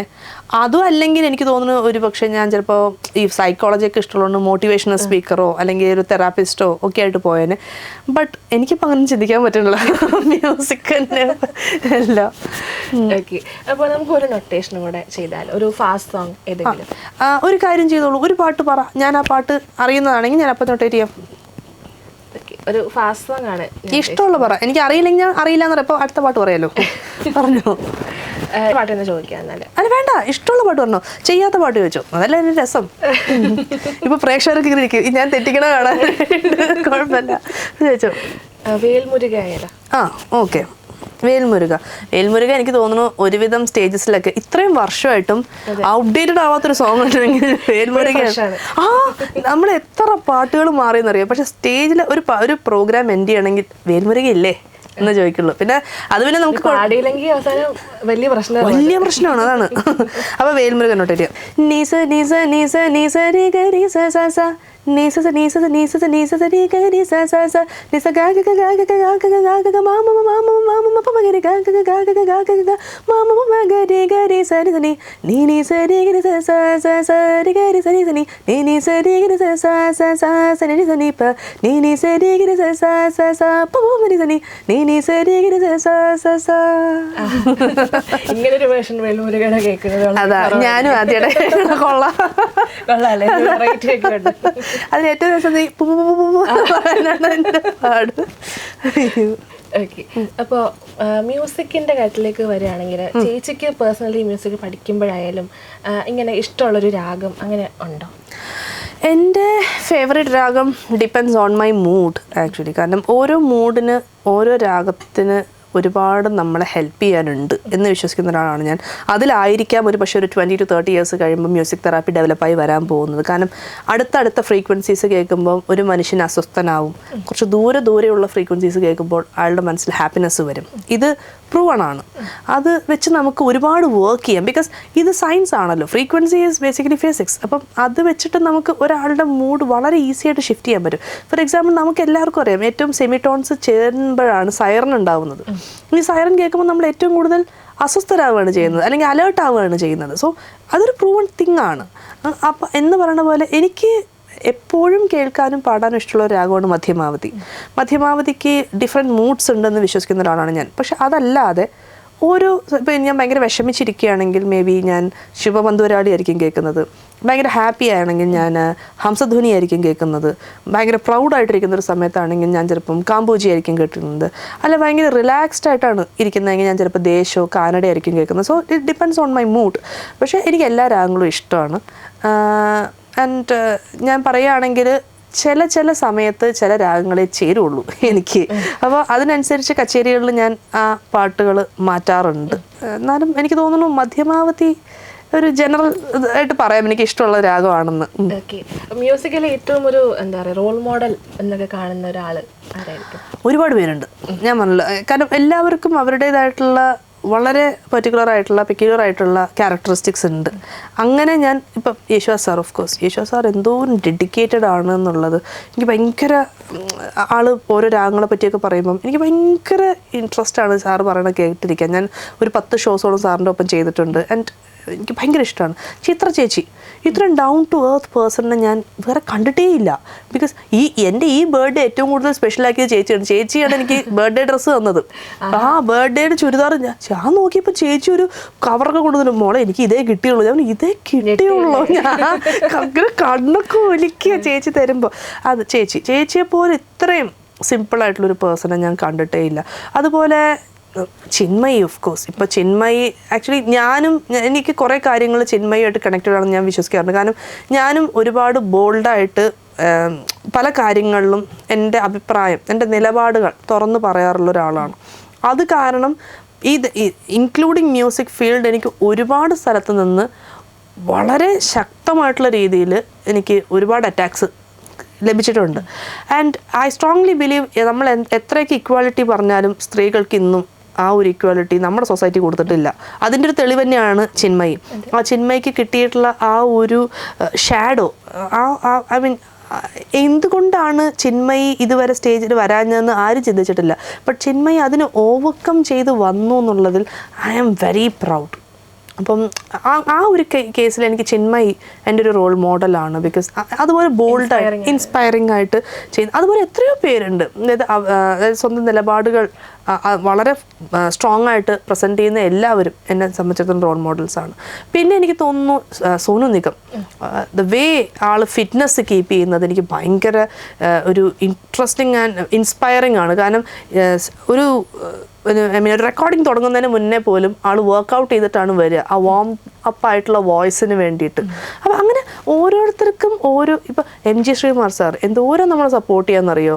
എനിക്ക് ഭയങ്കര ശരത് സാറും ഔസേപ്പച്ചൻ സാറും, ഞാൻ പറഞ്ഞില്ലേ, ഈവൻ ഔസേപ്പച്ചൻ സാർ ഇപ്പോഴും ഔസേപ്പച്ചൻ സാറിൻ്റെ സോങ്സാണ് ചെയ്യുന്നതെങ്കിൽ ഇപ്പോഴും ഇൻസ്റ്റയിൽ സാറ് എന്നെ കൊളാബ് ചെയ്യും. അപ്പോൾ സാറ് കൊളാബ് ചെയ്യുന്ന എനിക്ക് വലിയൊരു അംഗീകാരമാണ്. പിന്നെ ശരത് സാർ, ഞാൻ പറഞ്ഞ പോലെ ശരത് സാറിൻ്റെ മോളെ വരെ എനിക്ക് പഠിപ്പിക്കാനൊരു അവസരം കിട്ടുന്നു. ഇതെല്ലാം എന്താ പറയുക, ഭയങ്കര ഒരു എന്നെ സംബന്ധിച്ചിടത്തോളം ഏറ്റവും ഗ്രേറ്റസ്റ്റ് മൊമെൻറ്റ്സ് ആണ്. സോ ഇവരെല്ലാവരും എൻ്റെ റോൾ മോഡൽസാണ്. ഈ ഇടയ്ക്ക് നമ്മുടെ ARRന്റെ സ്റ്റുഡിയോയിൽ നിന്നൊരു ഗ്രീറ്റിംഗ്സ് ഒക്കെ വന്നില്ലേ? അയ്യോ, അതൊരു 1.5 സംഭവമായിരുന്നു. ഇത്രയും ആൾക്കാരുടെ കാര്യം പറഞ്ഞപ്പോൾ ഞാൻ എന്തായാലും അതോട് ചോദിക്കാൻ. അത് ആക്ച്വലി ഭയങ്കര അൺഎക്സ്പെക്റ്റഡ് ആയിരുന്നു. എനിക്ക് ഒരു ദിവസമാണ് ഒരു മെയിൽ വന്നത്, എനിക്കൊരു ഗ്രീറ്റിംഗ്സ് കാർഡ് വരുമെന്നുള്ളത്. And I was so overwhelmed. പക്ഷേ മെയിൽ വന്നത് അറൗണ്ട് ഒരു ഫെബ്രുവരി മാർച്ചൊക്കെ ആയിരുന്നു. ഞാൻ അന്നോട്ട് ഇങ്ങനെ വെയിറ്റ് ചെയ്യണം. പിന്നെ കുറേ നാൾ വിചാരിച്ചു കഴിഞ്ഞു എന്നാണ്. എനിക്ക് ലാസ്റ്റ് വീക്കാണ് കിട്ടിയത്. ലാസ്റ്റ് വീക്ക് കിട്ടിയിട്ട് ആക്ച്വലി ഞാൻ ഒരു വീഡിയോ ഇട്ടു ഇൻസ്റ്റയിൽ. അത് ഞാനൊരു 3-4 ദിവസം പിടിച്ചോണ്ട് വന്നിട്ട് എനിക്കിത് പൊട്ടിക്കാൻ തോന്നണില്ല, കൈ വരച്ചിട്ടേ. എന്നിട്ട് ഞാൻ എൻ്റെ ഫ്രണ്ട്സൊക്കെ ഒരു പ്രത്യേകതരം വട്ടാണല്ലോ തുറക്കത് എന്താന്ന്. പക്ഷെ നമുക്ക് ARR, പക്ഷെ അത് തുറന്നപ്പോൾ അകത്ത് ARR എന്നും കൂടെ കണ്ടതുണ്ടല്ലോ. കിളി പോയി. അയ്യോ കാരണം ഈ പറഞ്ഞ പോലെ റോൾ മോഡൽസ് എന്ന് പറയും, ഞാൻ എൻ്റെ മനസ്സുകൊണ്ട് ഏറ്റവും കൂടുതൽ ആരാധിക്കുന്ന വ്യക്തികളിൽ ഒരാളാണ് ഷിയാർ റഹ്മാൻ. അതിലെനിക്ക് ഒരു സംശയമില്ല. ബിക്കോസ് എന്നുവെച്ചാൽ ക്ലീൻ ഷീറ്റാണ് ആള് എല്ലാ അർത്ഥത്തിലും. ആൻഡ് ദ വേ ഒരു 90s ആളുണ്ടാക്കിയ മ്യൂസിക് കേട്ടാൽ ഇന്ന് ഉണ്ടാക്കിയതാണെന്ന് തോന്നുള്ളൂ. അത്ര മാത്രമല്ല പല പാട്ടുകളും നമ്മൾ ആദ്യം കേൾക്കുമ്പോഴായിരിക്കും ഇത് സാധാ പാട്ടുകൾ, ഇത് റഹ്മാൻ ചെയ്യാൻ മാത്രമൊന്നുമില്ലല്ലോ. ഒരു രണ്ടാമത് കേൾക്കുമ്പോൾ കുറച്ചും കൂടെ വരും. ഒരു 5 പാട്ട് കേൾക്കുമ്പോഴേക്കും നമ്മൾ കംപ്ലീറ്റ്ലി അഡിക്റ്റഡ് ആയി പോകും. ആ ഒരു മാജിക്, അതാണ് റിയൽ ARR മാജിക്. സോ എന്നെങ്കിലും ആളെ ഒന്ന് നേരിട്ട് അടുത്ത് കാണണം എന്ന് എൻ്റെ ഭയങ്കര ആഗ്രഹമാണ്. നടന്നിട്ടില്ല, നടക്കട്ടെ. Thank you so much. Okay, അപ്പോൾ മെഡ്ലേസ് ചെയ്യാൻ ഭയങ്കര ഇഷ്ടമാണ്. എങ്ങനെയാണ് അത് ക്രിയേറ്റ് ചെയ്യുന്നത്? അപ്പോൾ എനിക്ക് തോന്നുന്നു ഈ ഒരു നൊട്ടേഷൻ സ്കിൽ അല്ലെങ്കിൽ ഈ ഒരു ടെക്നിക്കൽ നോളജ് തന്നെയാണ് എനിക്ക് മെഡ്ലീസ് ഉണ്ടാക്കാനുള്ള ഒരു പ്രചോദനവും. എനിക്ക് ആദ്യമായിട്ട് ഞാൻ മെഡ്ലി ചെയ്യുന്നത് സ്റ്റാർ സിംഗറിലാണ്. സ്റ്റാർ സിംഗറിൽ ഫിനാലേക്ക് വന്നത് ഒരു റൗണ്ട്, ഫസ്റ്റ് റൗണ്ട് മെഡ്ലി റൗണ്ടായിരുന്നു. അപ്പോൾ എല്ലാവരും പുറത്ത് കൊടുത്തൊക്കെ ചെയ്യിക്കുന്നത്, പ്രൊഫഷണൽസിനെ കൊടുത്തിട്ട്. ഞാൻ ആലോചിച്ചു എനിക്ക് കിട്ടിയ റൗണ്ടല്ലേ, എനിക്ക് എന്തുകൊണ്ട് എക്സ്പ്ലോർ ചെയ്തുകൂടാന്ന്. അങ്ങനെ ഞാൻ 18 പാട്ടിൻ്റെ ഒരു മെഡ്ലി ഉണ്ടാക്കി. അപ്പോൾ അവർ പറഞ്ഞു ഓക്കെ ഇത് പറ്റില്ല, ബിക്കോസ് നമുക്ക് 8 മിനിറ്റാണ് നമ്മുടെ ടൈം ലിമിറ്റ്. 18 പാട്ട് ഞാൻ 8 മിനിറ്റിനുള്ളിലാക്കി. അപ്പോഴാണ് അത് കേട്ട എല്ലാവരും പറഞ്ഞു ചേട്ടോ ഇത് ഭയങ്കര മെഡ്ലി ആണല്ലോ എന്നൊക്കെ. അപ്പോഴാണ് എനിക്ക് മെഡ്ലി ഉണ്ടാക്കാനൊരു ടാലൻ്റ് ഉണ്ടെന്ന് ഞാൻ തിരിച്ചറിയുന്നത്. അതിന് സ്റ്റാൻഡിങ് ഒവേഷനും ശങ്കർ മഹാദേവൻ സാറിൻ്റെ അതോടുകൂടി ഞാൻ ഓക്കെ ഇത് എൻ്റെ. അതിനുശേഷം ഞാൻ ഒരു യേശുദാസ് മെഡ്ലി ചെയ്തു. പക്ഷേ അത് കഴിഞ്ഞിട്ട് ഞാനൊരു MG ശ്രീകുമാർ മോഹൻലാൽ മെഡ്ലി ചെയ്തു 50 പാട്ടുകളുടെ. ഇതേപോലെ ഒരു 15 മിനിറ്റിനുള്ളിൽ ഒരു 50 പാട്ടുകൾ. അതാണ് എൻ്റെ വഴിത്തിരിവായത്. കാരണം ഞാൻ ആ പാട്ട് ചെയ്തിട്ട് പിറ്റേ ദിവസം ഞാൻ കാണുന്നു പ്രിയദർശൻ സാർ അത് ഷെയർ ചെയ്തു. ഞാൻ ഇതെങ്ങനെ പ്രിയദർശൻ സാറിൻ്റെ കയ്യിൽ എത്തിയെന്ന് പോലും നമുക്കറിയില്ല. പ്രിയദർശൻ ഷെയർ ചെയ്യുന്നു, മോഹൻലാൽ ഷെയർ ചെയ്യുന്നു, MG ശ്രീകുമാർ ഷെയർ ചെയ്യുന്നു. നമ്മളിങ്ങനെ അയ്യോ കൊള്ളാമല്ലോ എന്നായിരുന്നു. മെഡ്ലി ഉണ്ട്. പിന്നെ ഇപ്പം ഞാനൊരു ആക്ച്വലി ഒരു ഭയങ്കര ഇൻട്രസ്റ്റിംഗ് ഒരു മെഡ്ലി ചെയ്തിട്ടുണ്ട് ഒരു സ്റ്റുഡൻറ്റുമായിട്ട്. അത് ഇറങ്ങിയിട്ടില്ല. 1 മിനിറ്റിൽ എനിക്ക് തോന്നുന്നു 20-25 സോങ്സ് SPB സാറിൻ്റെ. അത് എന്നുവെച്ചാൽ ഇങ്ങനെ ലൈക്ക് പെട്ടെന്ന് വാക്കുകൾ മാറുന്ന പോലെ. ഇപ്പോൾ കല്യാണ കച്ചേരി കൽക്കട്ട് എല്ലാമേ വട്ട പൊട്ടുകാരി അങ്ങനെ കൊടുക്കുന്നു വരെ. അപ്പോൾ മെഡ്ലി ആൻഡ് ചെയിൻ സോങ് ഇത് രണ്ടും ആക്ച്വലി നല്ല ക്വസ്റ്റ്യനാണ്. ചെയിൻ സോങ്ങും മെഡ്ലിയും എല്ലാ സാധാരണക്കാർക്കും തെറ്റിദ്ധരിക്കപ്പെടുന്ന ഒരു സാധനമാണ്. ഒന്നായിട്ടാണെന്ന്. ചെയിൻ സോങ് ഇസ് ആക്ച്വലി നമുക്ക് ഒരു സോങ്ങിൻ്റെ ഒരു പാരഗ്രാഫ് പാടുന്നു, അതിൽ നിന്നൊരു ബ്ലെൻഡ് ഒരു ഇൻസ്ട്രുമെൻറ്റ് കൊടുക്കുന്നു, ആൻഡ് നമ്മൾ അടുത്ത പാട്ട് പാടുന്നു പാരഗ്രാഫ്. ഇതിങ്ങനെ ബ്ലെൻഡ് ചെയ്ത് പോയാൽ മതി. അതിന് രാഗമോ താളമോ ഒന്നും സെയിം ആവണമെന്നില്ല. പക്ഷെ മെഡ്ലി അങ്ങനെയല്ല, ആയിരിക്കുമല്ലോ. മെഡ്ലി എന്ന് പറഞ്ഞാൽ ഈ ഒരു സോങ്ങിൽ നിന്ന് മറ്റേ സോങ്ങിലേക്ക് പോകുന്നത് ഒരു മനുഷ്യനും അറിയാൻ പാടില്ല. അത്ര സ്മൂത്ത് ആയിരിക്കണം ആ ട്രാൻസിഷൻ എന്ന് പറയുന്നത്. അവിടെ ഐതർ രാഗമായിരിക്കണം ചേരുന്നത് അല്ലെങ്കിൽ താളമായിരിക്കണം ചേരുന്നത്. അവിടെയാണ് നമുക്കിപ്പോൾ ഞാൻ എക്സാമ്പിൾ പറയാം. ഈ MG ശ്രീകുമാർ മോഹൻലാൽ മെഡ്ലിയിൽ എല്ലാ പാട്ടുകളും അങ്ങനെയാണ് കയറിപ്പോയിരിക്കുന്നത്. ഇപ്പം അതിൽ മെലഡി സെക്ഷൻ ഉണ്ട്, അതിൽ സെമി ക്ലാസിക്കൽ സെക്ഷൻ ഉണ്ട്, ഫാസ്റ്റ് ഉണ്ട്, എല്ലാം. ഇപ്പം മെലഡി ഞാൻ നെഞ്ചിൽ മൂളിപ്പാട്ടുമായി കയ്യിൽ വർണ്ണ ചെണ്ണുമായി ആലോലം കിളിമുത്തേവാതിരരാവിലൊരമ്പിളിയായി തീരം തേടുമോളം പ്രേമഗീതങ്ങൾ തന്നു. ഇങ്ങനെയാണ് അതിൻ്റെ ബ്ലെൻഡ് പോകുന്നത്. അത് ഈ പാട്ടെല്ലാം കേട്ടില്ല അതൊരു സംശയം തോന്നുന്നു ഇതെല്ലാം ഒരു പാട്ടാണോ? അതാണ് ഇപ്പം അതാണ് അതിൻ്റെ എക്സാക്ട് ഡയലോഗ്. അതാണ് മെഡ്ലിയിൽ വേണ്ടത്. നമ്മൾ എത്ര പാട്ട് പാടുമ്പോഴും അതൊരു പാട്ടായിട്ട് തോന്നുന്നതാണ് മെഡ്ലിയുടെ വിജയം എന്ന് പറയുന്നത്. പക്ഷേ അത് ഒരുപാട് ടൈം കൺസ്യൂമിങ് ആണ്, ഭയങ്കര ചാലഞ്ചിങ് ആണ്. പക്ഷെ അത് ഉണ്ടാക്കി കഴിയുമ്പോൾ കിട്ടുന്ന സാറ്റിസ്ഫാക്ഷനും വേറെ ലെവലാണ്. ഫസ്റ്റ് അങ്ങനെ മെഡ്ലി ഉണ്ടാക്കി പാടിയത് സ്റ്റാർ സിംഗറിലാണ്. സ്റ്റാർ സിംഗറിൽ ആ മെഡ്ലിയിൽ ഞാൻ കുറേ പരീക്ഷണങ്ങൾ ചെയ്തിരുന്നു. അതിൽ ശ്രുതിഭേദം ഒക്കെ ഞാൻ ചെയ്തിരുന്നു. ശ്രുതിഭേദം എന്ന് പറഞ്ഞു കഴിഞ്ഞാൽ കുറച്ചും കൂടെ കോംപ്ലിക്കേറ്റഡ് ആയിട്ടുള്ളൊരു ഏരിയയാണ് കർണാടകയിൽ. അത് ഞാൻ ചെയ്തതും ത്രൂ ഫിലിം സോങ്സ് ആണ്. അതായത് ഇപ്പം ഞാൻ മോഹനത്തിൽ എനിക്ക് തോന്നുന്നു നിന്നു കോരി വർണ്ണം, എന്നിട്ട് അവിടെ നിന്ന് ഞാൻ ബ്ലെൻഡ് ചെയ്തത് അങ്ങനെ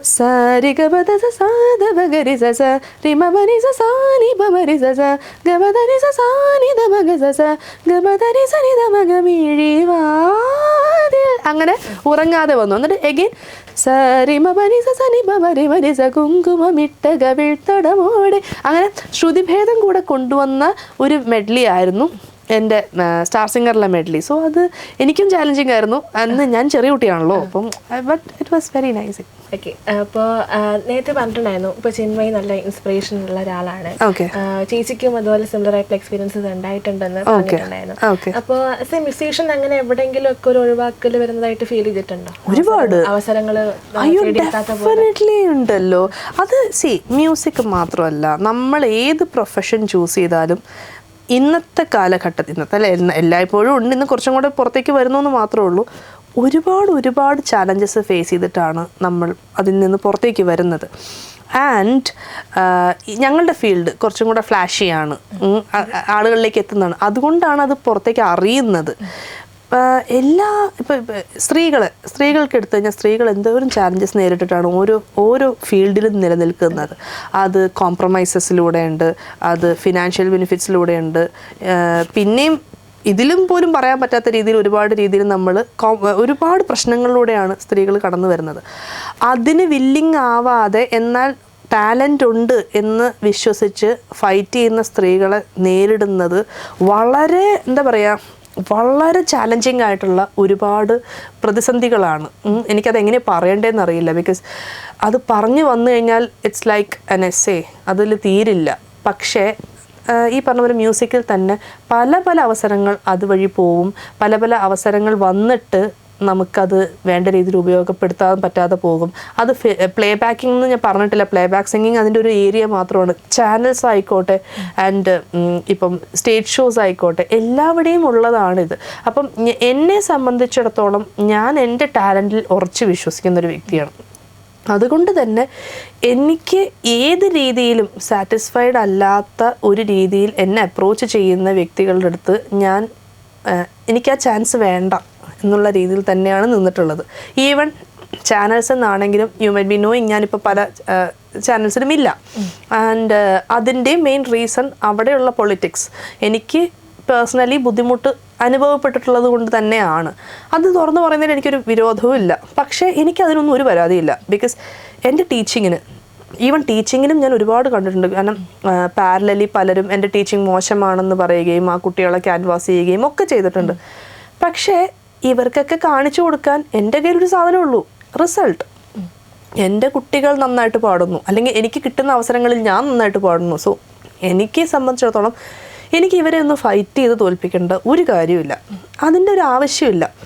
മറിച്ച് ഇവർക്ക് ഫൈറ്റ് ചെയ്യാൻ സമയമുണ്ട്, എനിക്കതിന് സമയമില്ല. എനിക്ക് എൻ്റെ ടാലൻറ്റ് നന്നാക്കാനും അതിനെ പോളിഷ് ചെയ്യാനും മാത്രമേ സമയമുള്ളൂ. സോ ഇപ്പം ഫോർ എക്സാമ്പിൾ എൻ്റെ ഇപ്പോഴത്തെ വീഡിയോസ് ഇവരിൽ പലർക്കും ഉള്ളൊരു മറുപടിയും കൂടെയാണ്. കാരണം അവരൊക്കെ എത്ര തന്നെ ശ്രമിച്ചാലും ഒരു മനുഷ്യൻ്റെ ടാലൻ്റ് ഇല്ലാതാക്കാൻ പറ്റില്ല. അതൊരു സ്ത്രീ ആയിക്കോട്ടെ പുരുഷനായിക്കോട്ടെ, അവരെ പല രീതിയിലും അടിച്ചമർത്താം. പക്ഷെ അവരുടെ ഉള്ളിലുള്ള ഫയർ ഇവർക്ക് ആർക്കും കെടുത്താൻ പറ്റും. കുറച്ചാൾ മുമ്പ് വരെയാണെങ്കിൽ ഓപ്പർച്യൂണിറ്റീസ് ടിവിയിലും മാത്രം ഒതുങ്ങുന്ന സമയമാണെങ്കിൽ പിന്നെയും ഒന്നും ചെയ്യാൻ പറ്റില്ലായിരുന്നു. ഇപ്പൊ ഒരു ഫോണും ക്യാമറ ഉണ്ടെങ്കിൽ ആർക്ക് വേണമെങ്കിലും ചെയ്യാം നമുക്ക്. പക്ഷേ കണ്ടന്റ് ആണ് ഇമ്പോർട്ടന്റ്. ഇപ്പൊ നമുക്ക് നമ്മുടെ ടാലന്റ്, ഞാൻ നേരത്തെ ചേച്ചി പറഞ്ഞു ഇങ്ങനെ മേക്കപ്പിന്റെ കാര്യം പറഞ്ഞപ്പോ ശരിക്കും അതൊന്നും ഒരു ക്രൈറ്റീരിയ അല്ല, ആ കണ്ടന്റ് എന്താന്നുള്ളതാണ്. എക്സാക്ട്ലി. എത്ര പേര് നല്ല രീതിയിൽ വീഡിയോ എടുക്കുന്നു, നല്ല രീതിയിൽ ഓഡിയോ മിക്സ് ചെയ്യുന്നു. എനിക്ക് ഇന്നും ഓഡിയോ മിക്സ് ചെയ്യാൻ അറിഞ്ഞുകൂടാ, ഞാൻ ഇന്നുവരെ ചെയ്തിട്ടുമില്ല. ഇപ്പം ഈവൻ ഞാൻ റീൽസ് ഇടുമ്പോൾ എല്ലാവരും ഓട്ടോ ട്യൂൺ ചെയ്ത് ഭയങ്കരമായിട്ട്, ഞാൻ പറയും അതവിടെ കിടന്നോട്ടെ. ഒരു മനുഷ്യൻ പാടുമ്പോൾ വരുന്ന സ്ലൈറ്റ് എറേഴ്സ് കിടക്കട്ടെ, അതിൻ്റേതായിട്ടുള്ള ഭംഗിയുണ്ട്. എനിക്ക് എന്നെ റോ ആയിട്ട് പ്രദർശിപ്പിക്കാൻ ഒരു ചമ്മലോ നാണക്കേടോ ഇല്ല. ഇപ്പോൾ ഈ വീഡിയോസ് അതിൻ്റെ ഒരു തെളിവാണ്. ബിക്കോസ് ഞാൻ എൻ്റെ കഴിവിൽ വിശ്വസിക്കുന്നുണ്ട്. ആൻഡ് ആ കഴിവ് അതുപോലെ തന്നെയാണ് ഞാൻ ജനങ്ങളിലേക്ക് ഞാനൊരു റിവേർബ് പോലും ഇടാറില്ല എൻ്റെ ഒരു വീഡിയോയിലും.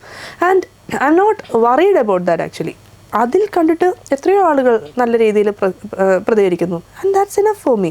എന്നെ ഇതുവരെ എന്താ പറയുക, ഈ ഫീൽഡിലാണെങ്കിലും മറ്റേത് ഫീൽഡിലാണെങ്കിലും പല രീതിയിൽ ചാലഞ്ച് ചെയ്തിട്ടുള്ള വ്യക്തികൾ ഇത് കാണട്ടെ, അത്രയല്ലേ നമുക്ക് ചെയ്യാൻ പറ്റുള്ളൂ. അതെ, അമ്മ പതുക്കെ കഴിഞ്ഞാലും അത് ജയിച്ചാൽ മതിയല്ലോ. ശരി, ഈ ലുക്കിൽ ഇടയ്ക്കിടയ്ക്കുള്ള ട്രാൻസ്ഫോർമേഷൻസ് കാണാറുണ്ട്, എന്താണ് അതിന്റെ? അത് അങ്ങനെ വേണം എന്ന് വെച്ച് ചെയ്യുന്നതാണോ അതോ? ചിലത് വേണം വെച്ചിട്ടാണ്, ചിലത് വേണം വെച്ചിട്ടല്ല. ആക്ച്വലി മുടി മുറിച്ചൊക്കെ ഞാൻ വേണം വെച്ചിട്ട്, എനിക്ക് കുറച്ച് എൻ്റെ പ്രൈവസി എനിക്ക് ഇമ്പോർട്ടൻ്റ് ആയിരുന്നു. അന്ന് മുട്ടറ്റം മുടി ഉണ്ടായിരുന്നു. പക്ഷെ അതല്ലാതെ വേറെ കുറച്ച് കാര്യങ്ങളുണ്ട്. അന്ന് എൻ്റെ ഈ മുടീൻ്റെ ഇടയിലാണ് മെറ്റൽ സ്റ്റേപ്പിളൊക്കെ ഇടയിൽ അവിടെ ഒരു ഷേവിംഗ് ഒക്കെ വേണ്ടി വന്നു. അങ്ങനെയാണ് ഞാൻ മുടി മുറിച്ചത്. മുടി മുറിച്ച് കഴിഞ്ഞപ്പോൾ എനിക്കത് ഭയങ്കര കൺവീനിയൻ്റ് ആയി. കാരണം എസ്പെഷ്യലി ആ സമയത്ത് ഞാൻ സൂര്യ ഫെസ്റ്റിവലിൽ വർക്ക് ചെയ്യുകയാണ്. സൂര്യ ഫെസ്റ്റിവലിൽ 1 മിനിറ്റിൽ പുറകിലേക്ക് ഓടി ഡ്രസ് ചേഞ്ച് ചെയ്ത് തിരിച്ചു വരണം. അപ്പം നമുക്ക് മുടിയൊന്നും കെട്ടാൻ സമയമില്ല. ചെറിയ മുടിയാണെങ്കിലും ഇങ്ങനെ ആക്കിയാൽ മതി, ഒരു പ്രശ്നമില്ല. അങ്ങനെയാണ് ചെറിയ മുടിയിലേക്ക് വന്നത്. അതിനെന്തോരം ആളുകളാണ് എന്നെ മുടി പോയി അത് കഴിഞ്ഞ് എനിക്ക് മെലിഞ്ഞത് ആക്ച്വലി ഞാൻ നന്നായിട്ട് വർക്കൗട്ട് ചെയ്യുന്ന ഒരാളാണ്. 2 മണിക്കൂർ ഡെയിലി ഞാൻ വർക്കൗട്ട് ചെയ്യും. ആൻഡ് എനിക്ക് ഇഷ്ടമാണ് വർക്കൗട്ട് ചെയ്യാൻ. ഇപ്പോഴും ഞാൻ വർക്കൗട്ട് ചെയ്യും. പക്ഷേ ഇപ്പം ആ മെലിഞ്ഞിരുന്ന ആളുകൾ എന്നെ ഒരാളും തിരിച്ചറിയില്ല. ഞാൻ മെലിഞ്ഞിരുന്നപ്പോൾ മെലിഞ്ഞിരുന്നിട്ട് ഒരുവിധം ആളുകൾ തിരിച്ചറിഞ്ഞ് തുടങ്ങിയപ്പോഴും ഞാൻ തടി വെച്ച് തുടങ്ങിയത്. അത് പക്ഷേ എൻ്റെ മെഡിസിൻ്റെ സൈഡ് ഇഫക്റ്റാണ്. ഞാൻ പറഞ്ഞ എനിക്ക് ഒരുപാട് അസുഖങ്ങളുണ്ട്. അപ്പോൾ എനിക്ക് മെഡിസിൻ കഴിക്കാതെ പറ്റില്ല. എന്നിട്ട് ഇപ്പോൾ എനിക്ക് കുറേ ആൾക്കാർ വീഡിയോസൊക്കെ ഇടുന്നു, നമുക്ക് ട്രാൻസ്ഫോം ചെയ്യാം മെലിയാൻ. ഞാൻ ഉദ്ദേശിച്ചിട്ട് വരുന്നൊരു തടിയല്ല, ഇത് എനിക്ക് മെഡിസിൻ കാരണമാണ്. ഇപ്പോൾ ഈ മെഡിസിൻ ഞാനൊരു 3 മാസം ഓൾട്ടർ ചെയ്താൽ ഞാൻ പഴയ പോലെ മെലിയും. കാരണം ഞാൻ വർക്കൗട്ട് ചെയ്യുന്നൊരു ബോഡിയാണ്. ഷൂ എന്ന് പറഞ്ഞാൽ ഞാൻ മെലിയും. വീണ്ടും ആ മെഡിസിൻ ഇട്ടാൽ ഞാൻ തടിക്കും. എനിക്ക് ലൈഫ് ലോങ് ഈ മെഡിസിൻ എടുത്തേ പറ്റൂ.